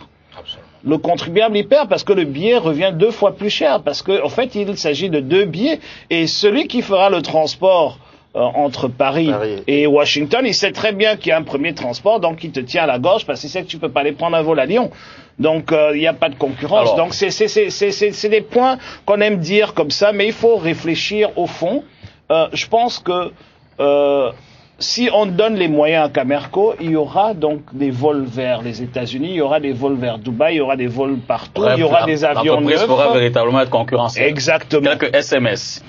Pourquoi n'achète-t-on pas des 747, des Boeing, s'interroge un téléspectateur. Martin, prendre Camerco par patriotisme seul ne suffit pas. Normalement, le fait constamment en direction du Bénin, mais il a toujours du mal avec cette compagnie. Chaque fois, il faut compter quelques jours de plus sur la demande de retour au Cameroun. La particularité de Camerco, c'est le repos des vols accompagné des tracasseries. Là où je suis d'accord aussi, c'est que lorsque l'avion ne part pas à l'heure à l'aéroport international de Douala et que les ADC sont incapables de communiquer avec le personnel de Camerco qui est au sol, là, c'est pas un problème de l'État du Cameroun, c'est également un problème. L'honorable Joshua aussi avait affirmé sur votre plateau pendant le lancement de Camerco que c'était un mort-né. Je viens de le répéter. Si cette compagnie ne parvient pas à s'en sortir, il faut tout simplement la fermer. Bon, je crois qu'on avait dit quelques SMS. Hein. Voilà donc ce qu'on peut en dire également. Je crois qu'on a fait le tour sur le transport aérien. On espère simplement que la fierté va rester au Cameroun. C'était pas sur le transport aérien, c'était sur la Camerco. Parlant du transport aérien, bien sûr, dans l'environnement concurrentiel. On espère donc que le Cameroun va conserver cette fierté, la 11e province, comme on a l'habitude de l'appeler. Elle est maintenant à Kondengui. Camerco. Ce qu'on appelle la 11e province, c'est la prison de Kondengui. Peut-être aussi parce que Camerco a du mal. Non, ça s'est déplacé. Non, je veux dire, je comprends mieux, voilà. Alors, je dis, c'était la fierté du Cameroun à l'époque que de dire Camer, tout à fait. La 11e province, on se comprend. On va donc prendre une transition et on revient au sujet d'après.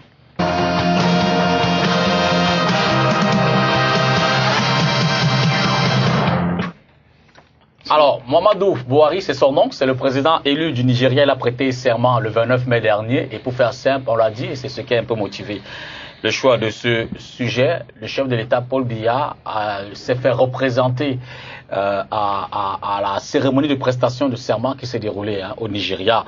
Pourtant, par exemple, Jacob Zuma, le président de l'Afrique du Sud, s'est personnellement a fait le déplacement pour aller assister à cette investiture, entre autres personnalités de haut rang qui ont effectué le déplacement. Et du coup, on se pose la question, Biya, Buhari, à quoi peut-on s'attendre, d'autant plus que le Cameroun est tout au moins concerné sur la question sécuritaire avec cette histoire de Boko Haram. Et je me tourne de suite vers vous. Vous avez quand même une connaissance assez parfaite, entre autres, de ces questions-là. Biya, Buhari, à quoi peut-on s'attendre, honorable, en termes de diplomatie, de coopération, dans tous les sens du terme? Buhari, c'est quelqu'un de pragmatique. Je pense que il a gagné une très belle élection. Le Nigeria a donné une très grande leçon de démocratie au Cameroun. Le Nigeria est le plus grand voisin du Cameroun et le plus grand partenaire économique du Cameroun. C'est le voisin le plus proche des Camerounais, c'est-à-dire que c'est le voisin avec lequel nous avons le plus de similitudes socio-culturelles.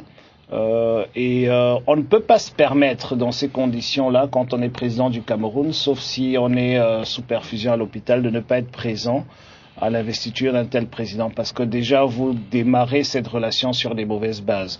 Je pense que Buhari a un agenda. Il ne faut pas oublier que Buhari aussi était très dur avec le Cameroun. Quand il est passé par la présidence par Assorok après un coup d'État. Et par la suite, il est toujours resté sur cette ligne-là. Il faut pas oublier aussi que, tout comme Goodluck Jonathan, Buhari a des attaches familiales au Cameroun. Donc c'est un pays aussi, c'est sa deuxième patrie si on veut, si on peut le dire ainsi. Donc Biya aurait eu tout intérêt à être présent à Abuja pour cette cérémonie-là, surtout que vous ne pouvez pas commencer une relation que vous voulez excellente, même exceptionnelle, en boycottant une cérémonie. Maintenant, je ne sais pas pourquoi il n'est pas allé, mais je dis, quelle que soit la raison, c'est une bêtise. Sauf si c'est une raison, c'est pour des raisons médicales qu'il n'est pas allé. Là, je peux le comprendre, mais le cabinet civil ne nous a pas fait de communiquer qu'il était malade, donc je suppose qu'il était capable de le faire. Moi, je suis choqué, par contre, de voir dans la presse que pendant ce temps-là, Madame Chantal Biya reçoit un prix. Je ne sais pas si elle voulait faire comme le chairman à Los Angeles, et vous avez le président de la République qui prend une photo. En fait, c'est lui qui reçoit le prix, c'est lui qui est au milieu et c'est lui qui lève le prix. Et vous avez même cette photo à la une de Cameroun Tribune. C'est le prix d'hier. Pendant qu'il aurait dû être à Abuja. Il s'occupait à recevoir des prix au nom de la première. Oui, c'est la même chose, c'est le même week-end. Hein, on n'est pas dans 2 week-ends. Je veux dire, vous ne faites pas ça. C'est comme si vous êtes absent à l'école et le lundi matin vous jouez au basket. Ça se fait pas. C'est ce que je dis, et c'est choquant. C'est choquant pour les Camerounais, c'est encore plus choquant pour les Nigérians, et je pense pour Buhari. J'aimerais juste conclure en disant que je me réjouis du fait que Buhari ait gagné cette élection-là. Nous avons activement participé à cette élection à notre façon, parce que ce qu'il faut savoir, c'est que l'APC est un parti frère au SDF et un membre de l'Internationale socialiste. Donc nous avions une délégation à Abuja, et nous sommes probablement une passerelle très valable pour essayer de corriger ce que M. Biya fait mal avec ce président-là, parce qu'il faudra nécessairement parler avec lui. Il est là pour 5 ans. C'est un pays stratégique très important pour le Cameroun. Et donc si M. Biya ne veut pas avoir cette relation-là, le SDF est prêt à l'avoir.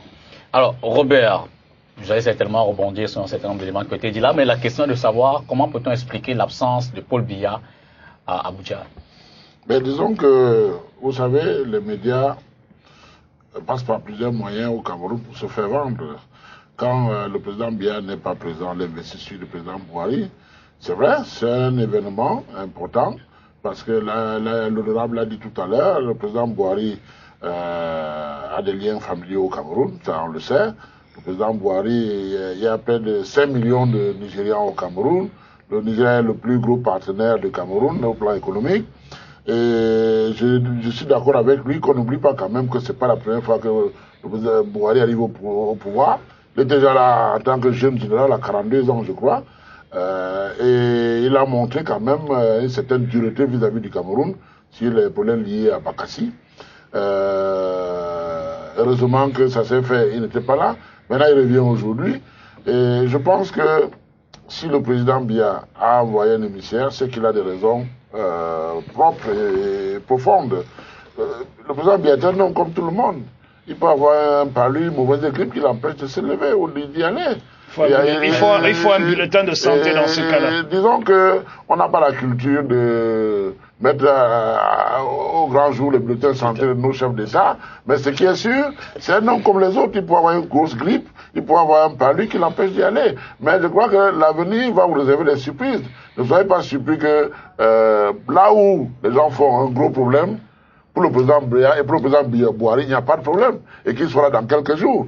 Parce que quelque part, le président Biya, entre les présidents, vous savez, plusieurs fois même dans les sommets, on dit ne part jamais dans les sommets. Alors vous voulez laisser entendre que dans la tournée initiée par le président Buhari, notamment au Niger et au Tchad, tournée confirmée, le Cameroun pourrait être concerné. Je peux vous garantir que le Cameroun et le Niger sont obligés d'aller main dans la main. Absolument. Parce que avec l'étroitesse des liens qui lient ces deux pays, il est hors de question que... Et c'est pour cela que Biya devait être à Abuja. Même si le président Buhari vient, que cette fois-ci ne vient pas, mais ce qui est sûr, c'est qu'il peut avoir des idées, il peut avoir des mauvaises idées contre le Cameroun, par exemple, mais la réalité du poste va lui imposer d'aller dans la même direction que le président. Parce que chaque pays est obligé, on n'a pas intérêt à avoir des problèmes entre nous. Martin. Monsieur Moutedi, si le chef de l'État, il est un homme, il peut avoir un palu. C'est exactement ce que l'honorable disait tout à l'heure. Oui. Sauf que, je vais lui dire, quand c'est répétitif, ça commence quand même à poser problème. Là, si chaque fois, oui, ça devient véritablement un cancer. Si chaque fois le chef de l'État doit être représenté, Monsieur Mouté, c'est de ça qu'il est question. Le chef de l'État du Cameroun se déplace difficilement, surtout lorsqu'il s'agit des sommets entre Africains. Moi, j'ai l'impression que c'est vous qui prenez ces choses. Non, je voudrais chaque fois que le président vient organiser les États-Unis, les autres sont toujours venus. Oui, mais les États-Unis étaient représentés à cette investiture au plus haut niveau. On ne peut pas comprendre que le Cameroun voisin ne puisse pas être représenté à un niveau conséquent. C'est de ça qu'il est question. Mais le plus haut niveau des États-Unis, c'est le président Obama. Il était au Nigeria? Si c'est... Non, je ne sais pas. Le plus haut niveau des États-Unis. Juste après Obama, il y a qui? Oui, juste après Obama. Il y a le vice-président? Non. C'est le flanc. Non, mais là, tu es malhonnête. Non, je regrette, il y a le vice-président. Non, mais ce que je veux dire... Je parle, le vice-président vient du législatif, c'est le président du Sénat. On parle de l'exécutif. Le numéro 2 dans l'exécutif, c'est qui? Moi, ce qui me pose un problème dans l'absence du chef de l'État à cette investiture, c'est qu'on a une actualité. Je ne sais pas pourquoi elle semble avoir disparu de toutes les mémoires. C'est Boko Haram. On m'a dit qu'il y avait un problème de poursuite entre les deux pays. Les deux pays ne s'autorisent pas à faire des poursuites. Alors c'est une occasion quand même d'aller en parler pour combattre un ennemi commun, parce qu'on nous a dit dans ce pays que le carburant, on ne peut pas l'avoir parce qu'il y a Boko Haram, on ne peut pas manger parce qu'il y a Boko Haram, on ne peut même pas épouser nos femmes parce qu'il y a Boko Haram. À quel moment donc au moment où il faut nous montrer que Boko Haram est un sujet important, tout le monde est absent, j'ai dit c'est pas correct. Professeur Biya Buhari, à quoi peut-on s'attendre? Qu'est-ce que je dois dire à cette affaire? Moi, je vais dire aux autres de vous écouter parce que vous les avez écoutés. Bon, je pense que c'était important d'aller à Abuja. Je pense que dans les relations entre les États, ce sont les individus qui président ces États qui donnent un sens aux relations. Qui plus est, nous sommes dans un contexte difficile, où il s'agit de mutualiser les efforts pour lutter contre Boko Haram, où il s'agit de profiter de la puissance économique d'un pays comme le Nigeria, où il s'agit d'impliquer même nos hommes d'affaires à regarder davantage du côté du Nigeria que d'aller en Occident. Je pense que la présence du président Biya était très attendu et a surpris tout le monde qu'il ne soit pas allé. Maintenant, est-ce que ça va remettre en cause le processus de la force multinationale? Je ne pense pas, puisque d'entrée de jeu, le président nouvellement élu, nouvellement installé, qui venait de prêter serment, a commencé sa tournée dans les pays voisins. Sauf au Cameroun. Et naturellement, puisqu'il ne pouvait pas quand même commencer par le Cameroun qui n'a pas pris part à son investiture. Ça peut être une sanction, ne serait-ce que psychologique, pour dire que vous ne devez pas être dans l'ordre des priorités. Il faut regarder ça différemment, juste si je peux dire.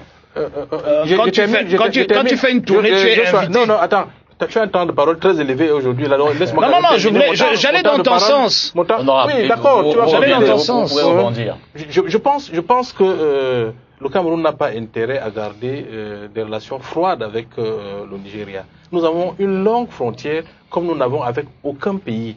Et je pense que c'était l'occasion idoine pour donner une caution de la volonté du Cameroun à coopérer avec le Nigeria sur plusieurs plans. Mieux, d'articuler officiellement une prochaine visite même du Cameroun, du président camerounais au Nigeria pour marquer sa volonté de décrisper ces relations qui demeurent toujours mi-figue, mi-raisin, sans qu'on ne puisse savoir qui tire les ficelles dans l'ombre contre le réchauffement attendu de ces relations-là. Et pourtant, c'est des pays frères, c'est des pays que tout unis, c'est des pays qui ont eu, voilà, déjà une précédente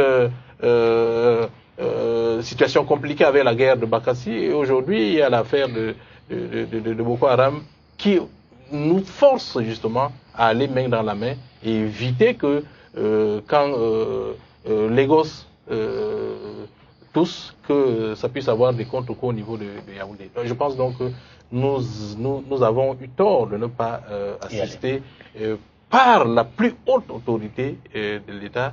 Ce qui pourrait être un signal fort. Je voulais juste apporter une petite correction sur ce que le professeur Abouya disait. Le président Buhari ne se lève pas un matin pour aller au Niger et au Tchad. Il a été invité par ces pays-là. Donc ce n'est pas à Buhari de gérer un agenda et de punir le Cameroun. Même psychologiquement, en venant pas au Cameroun, il devrait, pour déjà venir, il faut qu'il ait une invitation. Il a invité le président Paul Biya à sa cérémonie. J'en veux pour preuve, Biya a été représenté et les autres chefs d'État l'ont invité en retour dans leur pays et il est en train d'y aller. Donc ce n'est pas comme s'il va venir en imposteur à Yaoundé, voilà, tiens, je suis là, comment tu vas? Non, il doit être invité, c'est ce que je voulais dire. Il faut pas renverser les choses. C'est comme ça que ça se passe. Et même, tu as chuté avec Biya allant à Abuja. Je suis désolé. Dans la diplomatie, ça se passe pas comme ça. On vous fait une invitation, vous envoyez un vice-premier ministre, avec tout le respect que j'ai pour ce monsieur. Ce n'est pas lui qui avait été invité. Donc, pourquoi on l'inviterait une deuxième fois pour une visite? On l'a invité, il avait l'occasion de venir, il y avait une grande kermesse, il n'est pas venu. Pourquoi vous l'invitez une deuxième fois? Alors, je vais préciser une chose quand même. Je pense que entre les États, il n'y a pas des États supérieurs aux autres. Hein. Tous les États se valent. Hein. Et donc, un chef d'État d'un tout petit pays, un chef d'État des États-Unis, c'est deux chefs d'État. C'est vrai que dans le poids économique et autres, ils sont un peu différents, mais au niveau du protocole, de la hiérarchie, un État, c'est un État. Et un État n'est pas au-dessus de l'autre État. C'est ce qu'on fait croire au petit pays. Dire que le président Biya n'est pas parti lui-même au Nigeria, le grand voisin, je dis non. Robert, ça c'est ce qu'on fait croire au petit pays. Je pense qu'un État reste un État. Vous savez, Israël c'est un petit État. Hein. Robert, Israël, c'est un petit État très fort, petit en superficie, mais très fort. Voilà. C'est une théorie. Quand on a eu deux chefs d'État à Douala, qui allaient justement à Abuja en transit, ok, ils n'ont pas été reçus par le protocole de la façon dont un Kerry aurait été reçu ou un Hollande aurait été reçu. Moi, je veux dire ceci. Je ne sais pas qu'est-ce qui a pu empêcher le président, parce que normalement, dans les relations privilégiées qu'on a avec le Nigeria, mais je pense qu'il y a eu quelque chose sûrement qui l'en a empêché.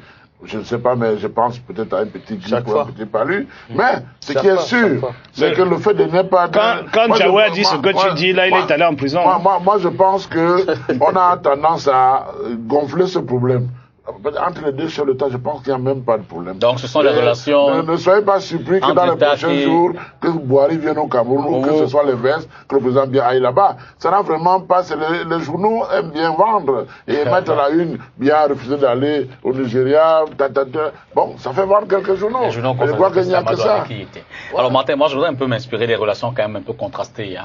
Le Nigeria, on le dit, grand partenaire économique, partage une longue frontière avec le Cameroun, mais on observe également que sur le plan de la diplomatie, sur le plan des relations entre les gouvernements, entre les chefs d'État, ça n'a pas toujours été le refroidissement. Je veux dire, déjà avec Goodluck Jonathan qui s'en va.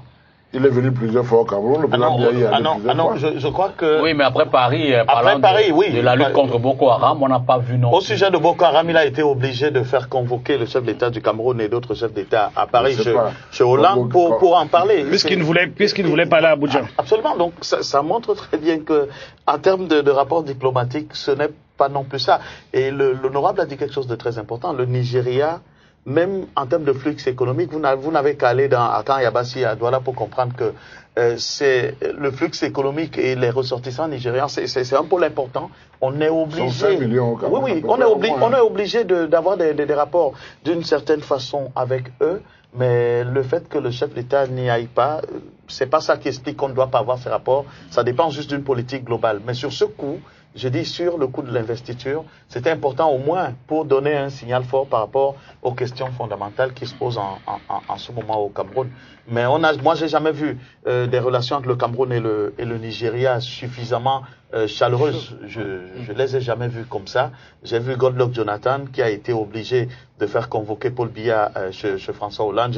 J'ai la photo autour d'une table où tous sont comme des élèves devant Hollande et ils dictent la loi et c'est chacun qui écoute. Au sortir de là, chacun a déclaré la guerre à Boko Haram. Encore un ou deux mots sur la question. On parle de... Moi, je pense qu'il y a une tendance qui est assez claire. Quand on regarde ce qui se passe autour de nous, on constate que le président Biya n'est pas très friand ou n'est pas très à l'aise avec des présidents africains démocratiquement élus.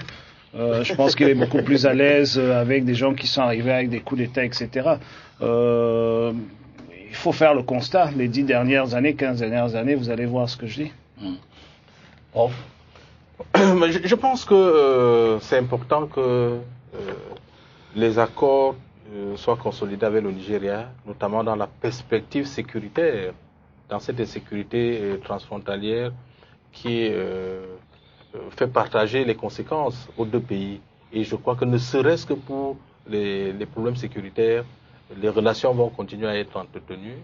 Les deux frontières vont certainement bénéficier des actions de la force multinationale pour que les avancées du groupe djihadiste soient repoussées et qu'on puisse espérer dans un temps moyen ou peut-être raccourci que les populations puissent reprendre leur train-train quotidien parce que tout est paralysé et les effets de la guerre commencent à se faire ressentir déjà au niveau du Sud Cameroun. Il est important que les deux pays puissent avoir des convergences minimales sur le plan sécuritaire. Pour le bien des populations. Le président n'avait rien à faire au Nigeria. Buhari a omis de remercier le Cameroun au lendemain de son élection, alors qu'il remerciait les autres. Il a remercié ceux qui étaient présents, on ne parle pas aux absents. Salut le plateau, monsieur aussi, je n'ai jamais appris que le chairman est malade malgré son âge avancé. Le chairman a-t-il un bulletin de santé? Si oui, qu'en est-il? Il n'est pas président de la République. S'il était président de la République, il en aurait un. Qu'il l'aurait publié. Mais bien sûr. Mais il n'a jamais caché une maladie. Jamais. Il n'y a pas de raison que le président Biya ne soit pas allé à cette investiture et ait désigné un émissaire comme le vice-premier ministre, alors l'autre protocolaire ne prédestinait même pas celui-ci. Celui-ci donne hommage, Phileas. Le président Paul Biya a toujours été sérieux dans ses relations avec le Nigeria. Depuis le retour à la démocratie du Nigeria, il a toujours assisté à l'investiture du président élu du Nigeria. Que la présidente nous dise pourquoi cette fois le président n'est pas parti. Je crois qu'on a fait le tour avec ces quelques SMS reçus sur la question. Robert, moi, je dirais juste une chose. Je pense qu'il n'y a pas de problème entre les deux pays, entre les deux hommes. Je pense qu'il y a sûrement une situation qui a dû amener le président à ne pas y aller. Oui, peut-être. Mais ce qui est sûr, que dans les prochains jours, ne soyez pas surpris de voir Buhari venir au Cameroun. Si ce n'est Biya qui va là-bas. Qui part là-bas, ça ne veut pas dire qu'il part faire allégeance ou quoi, mais parce que ces deux pays sont condamnés à aller dans la même direction. Voilà, et nous on prend une transition pour la dernière question de ce soir. On espère simplement que l'énergie va nous le permettre, même si nous on a pris des dispositions au cas où on n'aurait pas de courant ici. Transition et retour après. Il n'y a pas de courant.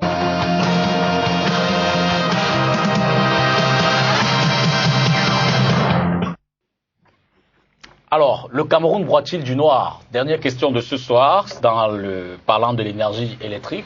Dimanche, on l'a dit, c'était certainement le bouquet, final pour ce qui est de cette question-là. Il y a bien des quartiers à Douala qui sont restés pratiquement plus de 12 heures de temps sans électricité. Et ça a été l'aboutissement d'un ensemble de coupures répétitives depuis quand même quelques semaines déjà. Et pourtant, l'entreprise qui s'occupe de cela vient quand même... du moins, on a observé un changement, le départ de AESonel et Eneo. Est-ce que la question de l'énergie électrique au Cameroun se trouve-t-elle uniquement à ce niveau-là ou alors faut-il bien des efforts encore pour retrouver la stabilité d'antan? Robert Mouté, ambassade, pour vous, comment vous appréciez cette question-là? Je ne vais pas revenir sur le cas Cameco tout à l'heure, mais on a le sentiment que toutes les entreprises qui concernent la vie du petit Camerounais même si quand même on n'est pas forcément le cas, tout au moins pour l'énergie, sont vraiment dans des difficultés à satisfaire la demande, comme c'est le cas pour l'énergie électrique. Ben, moi, je pense que c'est la catastrophe par rapport à l'énergie électrique. C'est la catastrophe, c'est inadmissible. Les coupures qu'on a aujourd'hui nous ramènent aux années 2001 à peu près. Et quand on partait même dans le site Eneo, ils ont mis tout un programme de coupures sur l'ensemble du territoire des 10 régions. Ils ne respectent même pas ce qui est écrit là-dedans. En fait, c'est comme si c'est juste pour préparer psychologiquement les gens aux coupures. Parce qu'il est inadmissible qu'en période d'examen, les enfants composent, ils doivent étudier. C'est à ces horaires-là que tout est coupé partout. Voilà, on n'a que 12 heures parfois de coupure. Il y a des villes comme Bafia, chez moi, c'est 3, 4, 5 jours. Il n'y a pas de lumière. Les enfants vont faire comment? Comment les gens ont fait dans la ville, dans les hôpitaux? C'est inadmissible. Et même s'il y a un déficit, essayer de repartir de façon équitable le déficit sur l'ensemble du territoire. Il ne faut pas qu'il y ait des régions qui ont une demi-heure, 2, 3 heures de coupure par jour, et d'autres qui ont 3, 4, 5 jours de coupure. C'est pas normal. Et c'est un problème d'anticipation. C'est un passif qu'ils ont pris de ASONEL, qui a aussi pris un passif d'ancien SONEL, parce que la programmation, l'anticipation dans le développement de l'industrie des lumières n'a pas suivi. Il y a un moment, pendant près de 10 ans, quand ASONEL avait pris SONEL, pendant 10 ans, aucun investissement. Alors que ce soit les transformateurs, les réseaux de transport d'électricité, les barrages se sont embourbés et tout ça, rien n'a été fait. L'argent a été puis envoyé à l'étranger, au niveau des maisons mères. Et au jour d'aujourd'hui, on continue de payer. Les centrales à gaz, KPDC et autres, centrales à fioul qui sont faites, n'arrivent pas à remonter. Même celles qui sont en service ne fonctionnent pas forcément à 100%, comme celle qui est à Kribi. Pourquoi? Parce qu'il y a des mauvais choix techniques qui ont été faits. Comment vous pouvez expliquer qu'une centrale à gaz qui produit l'électricité à Kribi, la ville de Kribi est juste là à 10 km, on n'alimente pas Kribi, donc on porte d'abord toute l'énergie, on amène à EDA, c'est l'EDA qu'on réalimente Kribi, tout ça pourquoi? Pour privilégier Alicam, qui doit consommer beaucoup d'énergie, et quand Alicam va consommer, qu'est-ce qu'Alicam fait? On va dire qu'Alicam crée à 500 emplois, peut-être les Camerounais, mais c'est rien, à côté de ce que je peux dire... Ils ont comme actionnaire Paul Biya.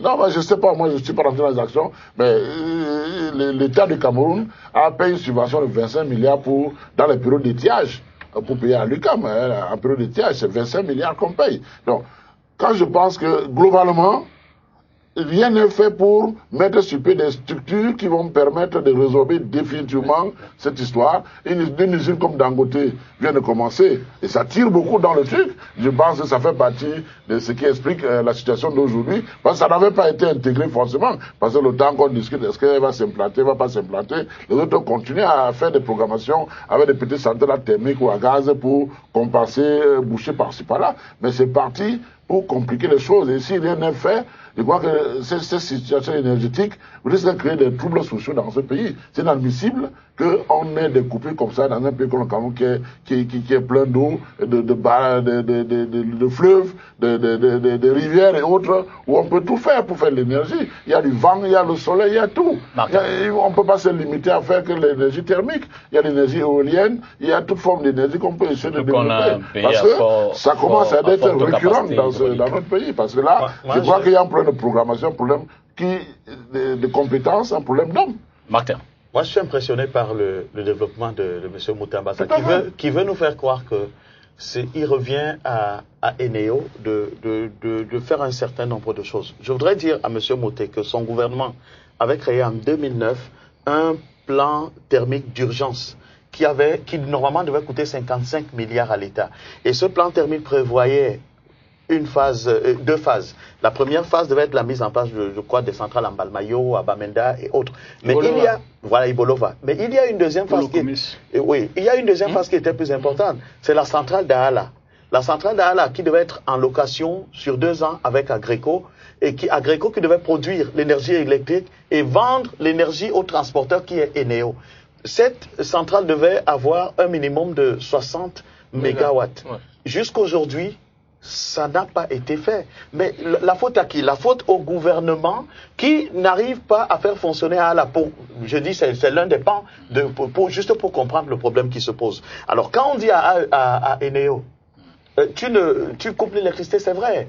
Tous les services sont tributaires de l'énergie électrique. Mais c'est le même gouvernement qui a dit à Eneo, vous ne pouvez pas dépenser, je crois, 1000 mégas en termes de production. Et qu'il devait donc avoir des structures pour installer peut-être soit de la concurrence, soit, moi je dis, l'État a démissionné du secteur énergétique. Eneo subit la colère des Camerounais parce que Eneo, tous les services que nous faisons sont tributaires des services d'Eneo. Quand vous regardez le domaine de la téléphonie, vous regardez le domaine, les autres domaines de la vie, de l'eau, mais c'est la catastrophe, on frôle la catastrophe, à la différence que là-bas, on peut rester une journée sans se laver, ou alors on peut aller acheter de l'eau minérale, on verse dans le seau pour se laver, mais c'est aussi grave que ce qui se passe dans l'énergie électrique. Donc je demande à M. Mouté qu'il me dise ce qu'est devenu le programme thermique d'urgence et pourquoi la centrale d'Aala ne fonctionne pas. Parce que Agreco, aujourd'hui, demande, puisque AESonel a même voulu récupérer la centrale, acheter le carburant. Ce qui se passe à Aala, c'est qu'il y a des gens qui ont gagné des marchés de carburant dans des ministères qui ne peuvent même pas accepter que Eneo soit en train de fournir du carburant. Pourquoi la centrale d'Aala ne fonctionne pas? Agreco demande aujourd'hui à l'État de payer des dettes. Je vais vous répondre très rapidement. Oui, pas parce que je suis membre du gouvernement, non. Mais je le dis très rapidement. Pourquoi? Parce que je vais vous surprendre. Moi-même, je suis d'abord contre les centrales thermiques. Parce que ça pollue, ça coûte cher pour rien. Nous avons plein de gaz au Cameroun. C'est l'avenir, la centrale à gaz. Ça coûte beaucoup moins cher et c'est plus propre. La centrale à gaz, c'est une centrale thermique. Hein. Oui, je sais. C'est juste un autre moteur. Tout dépend du moteur qui est en place. Voilà. Donc, je veux dire ceci. Les opérateurs qui sont en place jusqu'à présent ont toujours privilégié le gasoil. Pourtant, ça pollue, c'est sale, alors qu'on peut en faire avec du gaz. On a plein de gaz dans ce pays. Je ne veux pas dire certaines choses peut-être sur ce plateau, mais nous connaissons des négociations où ces messieurs refusent de fonctionner avec du gaz. Parce que leur réseau ne marche pas avec le gaz. Je veux m'en tenir à ça. Martin, permet que vous disiez un mot. Vous allez dire un mot, mais après, avec ma question. Je voudrais savoir, y a-t-il lieu d'avoir peur, de craindre l'avenir dans l'énergie électrique? Est-il noir? Mais oui, mais moi je pense que le problème, c'est celui que Martin a évoqué. Le plan thermique d'urgence a plombé les perspectives énergétiques au Cameroun. Il est arrivé à son terme et on ne peut pas faire face aux dettes que l'État doit payer à Agreco, qui est cette société londonienne de commercialisation des groupes électrogènes. C'est ça le vrai problème.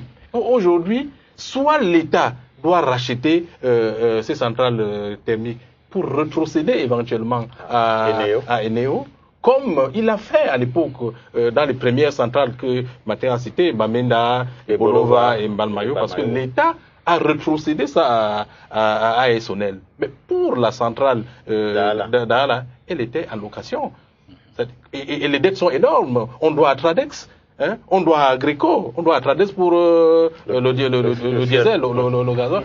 Voilà, on doit à Agreco pour d'énormes sommes, des arriérés qui ne sont pas payés. Donc, voilà pourquoi les 60 mégawatts de déficit créent problème. On ne peut pas faire face à ce déficit de 60 mégawatts. Et c'est la faute à l'État, la faute à Agreco qui ne peut plus continuer à produire. Donc le discours de Mouté, je ne sais pas d'où il a pris, c'est des clichés qui n'ont rien à voir avec la spécificité du problème qui concerne le plan thermique d'urgence. Professeur, je sais de quoi je parle, vous êtes hors sujet.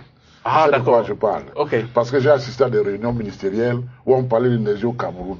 Donc je vous dis... Mais qui ne permettent pas aux Camerounais d'avoir l'énergie, c'est ça. Il y a beaucoup d'enjeux derrière ces choses-là. Donc c'est toujours les enjeux qu'il y a derrière. Mais bien sûr, parce que ces gens qui viennent, sous prétexte de venir avec l'énergie, viennent avec d'autres enjeux derrière qui ne sont pas forcément mis sur la table. Je vous dis ceci. Les entreprises qui sont au Cameroun jusqu'à présent, le Cameroun a beaucoup de gaz. Dites-moi comment le Cameroun a beaucoup de gaz et il faut passer par des moteurs à gaz pour l'énergie où on va dépenser. Mais vous allez payer le kilowatt beaucoup moins cher. Ce gaz va polluer beaucoup moins que le gazole. Et les entreprises qui sont en place, qu'est-ce qu'elles font? Comme elles ont déjà tout un réseau bien arrêté dans la production des usines thermiques à gazole. Demandez à Eneo, à ESNL, une usine en 6 mois, une usine de gazole, ils vous la donnent. Pourquoi? Parce que c'est quand même épatant ce qu'il dit. Je vous dis, laissez-le chuter, je sais de quoi je parle. Vous êtes tous hors sujet. Ah, d'accord. Je vous dis ceci. La liste de hors sujet s'agrandit. Parce que quand vous avez une entreprise, c'est une entreprise principale qui est là, et qu'elle a des petites entreprises qui fabriquent des moteurs, qui fabriquent de ceci, de cela, et c'est dans cette entreprise qu'on commande. L'entreprise principale, c'est à 80% d'action de l'autre côté. C'est cette filière qui passe. On bloque la filière où l'entreprise principale n'a pas d'intérêt. par l'effraction. Non, mais ce n'est pas entré par l'effraction. On peut lui imposer. Je peux dire quelque chose avant. Puisque je peux vous dire que j'ai assisté à des situations de négociation où les gens mettaient de la mauvaise volonté pour produire l'énergie dans ce pays. Député, j'ai lu un document. C'est pas un problème de J'ai lu un document des experts. Absolument. J'ai lu un document des experts, on dit que le besoin au Cameroun croît de 100 MW chaque année. C'est-à-dire que quand on te parle de l'Ompangar qui doit arriver, si l'Ompangar n'est pas livré dans le délai, au moment où l'Ompangar sera livré, la demande aura déjà dépassé la capacité de l'Ompangar. Et comment on peut m'expliquer que depuis 1984, qu'on a lancé le projet de l'Ompangar, on n'a jamais pu réaliser. Et maintenant, on est en train de mettre la pression aux Chinois pour que l'Ompangar soit livré d'ici au mois de juillet ou je ne sais pas quoi. Les Memvele et autres. C'est la même chose. On ne livre jamais des projets dans les délais ici. Et quand ces projets sont livrés, les choses ont évolué et c'est un peu plus résolu le problème. Je peux vous garantir qu'il y a jusqu'en 2019, dans les plans que moi j'ai vus, des usines comme Dangote n'existaient pas. Permettez que Joshua aussi mette un mot sur la question. Je me réjouis qu'il en parle avec autant de passion. Je vois que ses clients doivent être à l'écoute aujourd'hui. Les producteurs de gaz. Ce que Robert a dit, au-delà du fait qu'il a des clients dans le secteur, est fondamental. C'est-à-dire que l'option gaz est plus économique que l'option fuel lourd. Ça, c'est clair, c'est évident. Il faut même pas aller voir il faut même pas aller chercher les bénéfices écologiques et autres. Mais je pense que ce qu'il faut dire, et avec insistance, c'est exactement comme ce que je disais sur Camerco. Et tu as très bien développé tout à l'heure, tu as juste oublié de chuter. Parce que la chute, c'était que le président de la République doit démissionner parce qu'il est incapable. Mais gouverner, c'est prévoir. Qu'est-ce que c'est que le niveau? C'est lui qui a la responsabilité. Si je n'ai pas l'électricité, c'est lui qui me garantit le fait d'avoir mes utilités sociales, l'électricité, l'eau et le reste. Maintenant, celui qui nomme pour me le donner, c'est pas mon problème. Moi, je veux avoir mon électricité. Si lui, il est incapable, aujourd'hui, on parle de 60 mégawatts. Mais j'ai presque envie de répéter ce qu'il a dit. On est hors sujet à 60 mégawatts. Le déficit camerounais aujourd'hui est autour de 1000 mégawatts. C'est pour ça que nous payons si cher l'électricité alors que nous avons un si grand potentiel hydroélectrique. Et on paye pour ceux qui volent, parce qu'il y a 30% de perte en termes de blanchiment illicite. Minimum. Et encore une fois, je reviens sur le fait qu'on n'arrive pas à avoir une vision énergétique dans ce pays. Je pense que quand tu accuses ceux qui nous montrent des projets avec des moteurs à diesel au lieu de turbines à gaz. Mais ils ont des contrats signés par les ministres de la République. Ils ont, et j'aimerais revenir sur un point. Ils ont tous été reçus par M. Biya. Ils ont tous été reçus par M. Biya en personne. C'est l'honneur qu'il n'a pas donné à Bouhari tout à l'heure. J'aimerais aller plus loin. Quand on a privatisé la Sodel, qu'est-ce que AES a donné au gouvernement camerounais? Une somme que dans ma circonscription électorale, les hommes d'affaires auraient pu réunir et donner. Mais non, on a pris des investisseurs de l'étranger, peut-être parce qu'ils sont blancs, peut-être parce qu'on va en vacances tout le temps chez eux, suivez mon regard, et donc c'est eux qu'on privilégie et qu'on donne, je crois qu'ils ont payé quelque chose comme 30 milliards de dollars, de francs CFA, un truc dérisoire pour ce qu'ils ont reçu, que les investisseurs camerounais auraient pu mettre sur la table.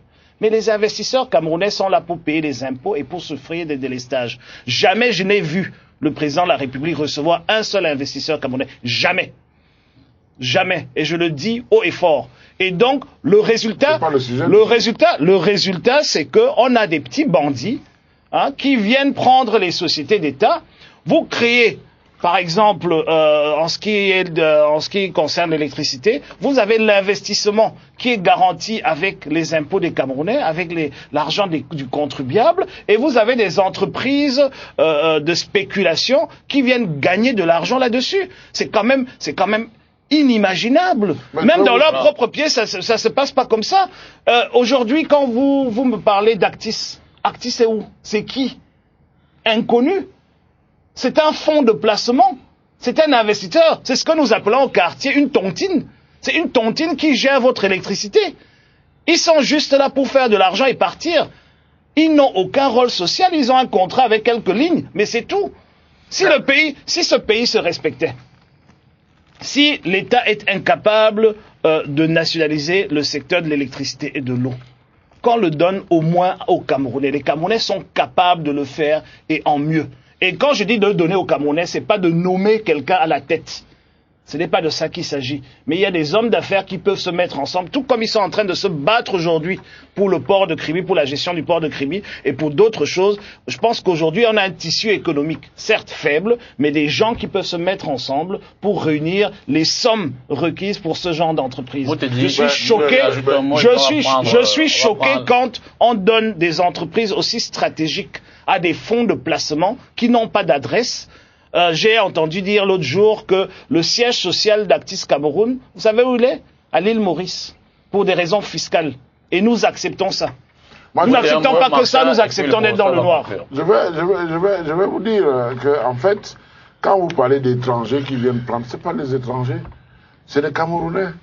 Les Camerounais, pour beaucoup, pour certains, vivent dans ce pays comme s'ils sont étrangers de passage. Ah, merci. Donc ne pensez pas que c'est les blancs ou les jaunes ou les verts qui viennent faire le désordre ici. C'est nos propres frères camerounais. Je suis tout à fait d'accord avec toi. Mais je fais la différence, si tu permets juste, je fais la différence entre les fonctionnaires qui ont pris ce pays en otage et qui utilisent quelques visages blancs qu'ils mettent devant et les hommes d'affaires qui ont gagné leur argent à la sueur de leur front et qui peuvent se réunir et qui peuvent même être réunis par l'État pour pouvoir mettre ces fonds-là en place pour reprendre ces gestions-là. Ouais. Mais c'est quand même aberrant qu'une entreprise vient avec 30 milliards et repart 10 années plus tard avec près de 117 milliards dans ses poches. Robert, vous citez justement, qui me laisse terminer. Je dis ceci. Ces choses ne sont pas faites par les étrangers, c'est fait par les Camerounais. Les fonctionnaires. Et il n'y a pas que les fonctionnaires. Il n'y a que les fonctionnaires. Dans le cas de AES, par exemple, il n'y a pas beaucoup de fonctionnaires qui étaient DG là-bas. Okay? Donc je crois que c'est des gens, à un moment donné, qui ont mis de la mauvaise volonté pour que les choses se passent bien dans ce pays. Je sais de quoi je parle.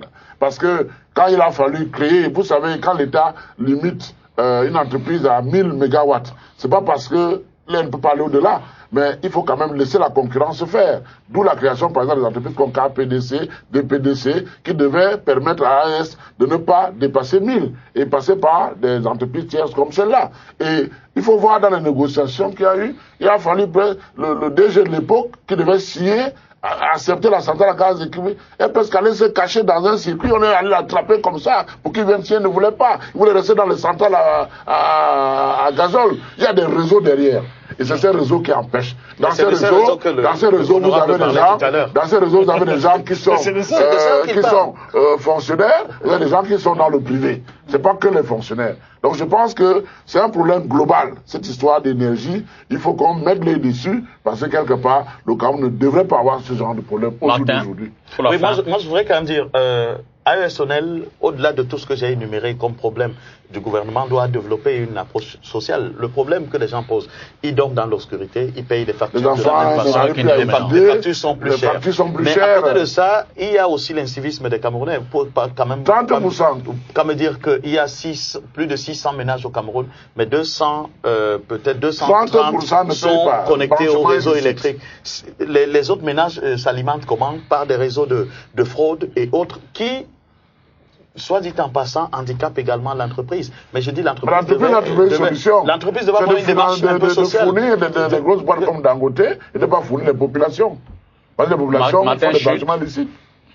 Oui, moi je dis donc on doit pouvoir avoir une démarche un peu sociale également du côté de AES. Je crois que c'est cette démarche-là qui peut dédouaner AES d'un certain nombre de choses. Quand il n'y a pas l'énergie électrique, au moment de faire des coupures, il faut qu'il y ait une certaine gestion psychologique également, parce que que AES, qu'est-ce que je dis, Eneo a confié qu'est-ce que je dis, le marché de la sous-traitance pour relever les compteurs à des entreprises qui vivent au nombre d'avis de coupure déposés. Et donc, quand vous avez dépassé un jour systématiquement, vous avez un avis de coupure. Il faudrait que tout cela soit vu. C'est ça mon point de vue. Le mot de la fin sur la question, professeur. Parce qu'il va revenir avec le carton rouge. Donc, il dit son mot de la fin, vous faites le vôtre, il revient avec je pense que tous les acteurs qui interviennent dans le secteur de l'énergie pêchent par manque d'anticipation. C'est-à-dire chacun a sa part de responsabilité. Et je pense qu'il ne faut pas s'amuser avec une question comme celle de l'énergie, notamment en ce moment précis où les élèves sont en train de préparer des examens, ou alors en train de subir les épreuves écrites des examens, notamment du baccalauréat, de ne pas avoir accès à l'énergie électrique. Donc, c'est des soulèvements sociaux qui peuvent être en train d'être préparés en perspective, parce que quand il n'y a pas l'énergie, rien ne tourne. Sur le plan social, sur le plan industriel, sur le plan économique, c'est la catastrophe. Donc, Eneo ne peut pas être dédouané à 100%. Ça, c'est clair. Eneo a sa part de responsabilité. Le programme thermique d'urgence est impliqué. Les pouvoirs publics devaient pouvoir anticiper, sachant que au ras du sol, des palliatifs n'ont pas été trouvés pour que les populations puissent bénéficier en temps réel de l'énergie électrique. J'aimerais dire qu'on a fait le constat sur ce plateau qu'on est mal géré, et l'énergie n'est qu'un exemple, l'eau c'est un autre, on en a parlé tout à l'heure, et que ces insuffisances de notre leadership sont criardes aujourd'hui, mais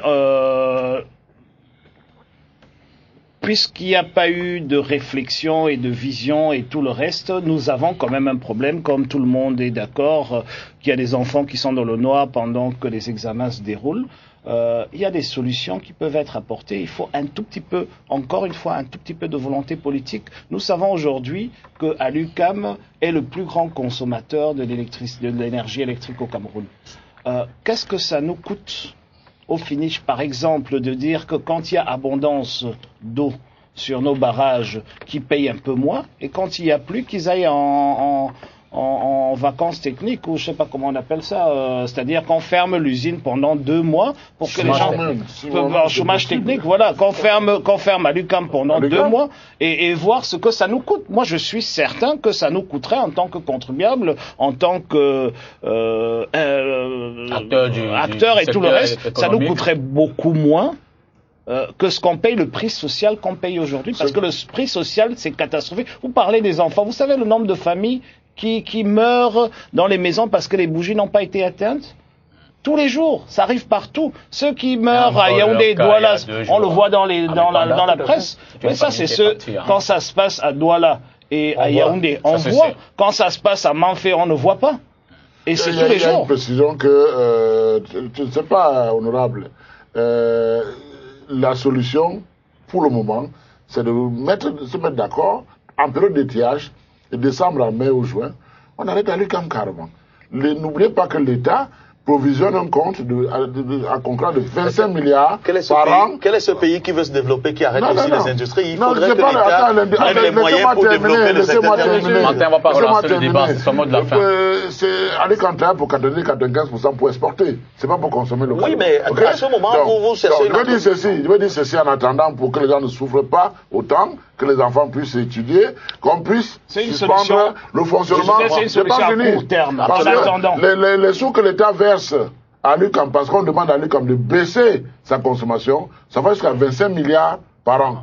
Et prenez même le salaire de 500 employés dans l'UQAM, ça va pas atteindre 9 milliards sur 6 mois. Donc 25 milliards, c'est largement au-dessus. Il y a moyen de trouver une solution. Appliquer le plan d'urgence aussi, M. Moutet. Dites à vos camarades du parti d'appliquer le plan d'urgence. Non, mais disons que nous sommes là aussi pour proposer des solutions. J'espère simplement que parce qu'on stoppe en UQAM de décembre à mai, je peux vous garantir, sans mettre le président en chômage technique. Non, c'est pas ce que je veux dire. Moi, je veux pas qu'on ferme à l'UQAM parce que ma ville natale qui est aidée doit vivre tout le temps. Non, on ne refuse pas, mais le président va continuer à être payé par l'argent que l'État verse là-bas. Il y a 25 milliards que l'État met. à Boya, c'est la dernière, le dernier acte de l'émission, en espérant simplement que toutes vos contributions ont été écoutées par ceux-là qui, je l'espère, ont de l'énergie électrique en ce moment. Ça va coûter moins de 10 milliards sur les 25 que l'État verse. Voici venu le moment de l'attribution des cartons. Ils sont verts pour commencer, et puis le rouge. Professeur, vous avez le choix. Vous nous direz, mais comment tu sais déjà? Dans l'ordre. Non, il y a 2 cartons. Il y a systématiquement 2 cartons, c'est le principe.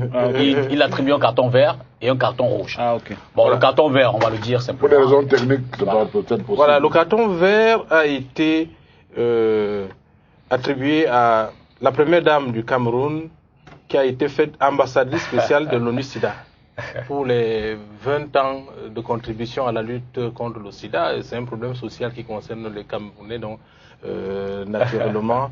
Ça fait sourire M. Moutet. Et même l'honorable. Par contre, je note et je répète que celui qui a reçu le prix, c'est le président de la République. Hein. Le carton rouge à présent. Le carton rouge, c'est celui-là dont lui peut être présenté. Il est attribué au plan thermique d'urgence, qui est le principal indexé dans ces pénuries d'énergie électrique. Donc, il a un carton rouge parce que les Camerounais subissent les contre-coups de ces coupures. Le plan thermique d'urgence existe parce qu'on n'avait pas prévu. Et c'est là-dessus qu'on va... C'est déjà une urgence, donc c'est déjà pas bien. Carton vert, carton rouge. Attribué donc, le professeur l'a si bien dit, l'a motivé. Ces raisons, mesdames et messieurs, pardon, mesdames, vous qui nous regardez, messieurs également, et vous sur le plateau, messieurs, je vous dis vraiment merci d'être restés là jusqu'à 7 heures pour débattre des questions qui étaient au menu de ce soir. Mardi prochain à 22 h, vous aurez droit à une autre édition de Cartes sur table. Bonsoir et à mardi.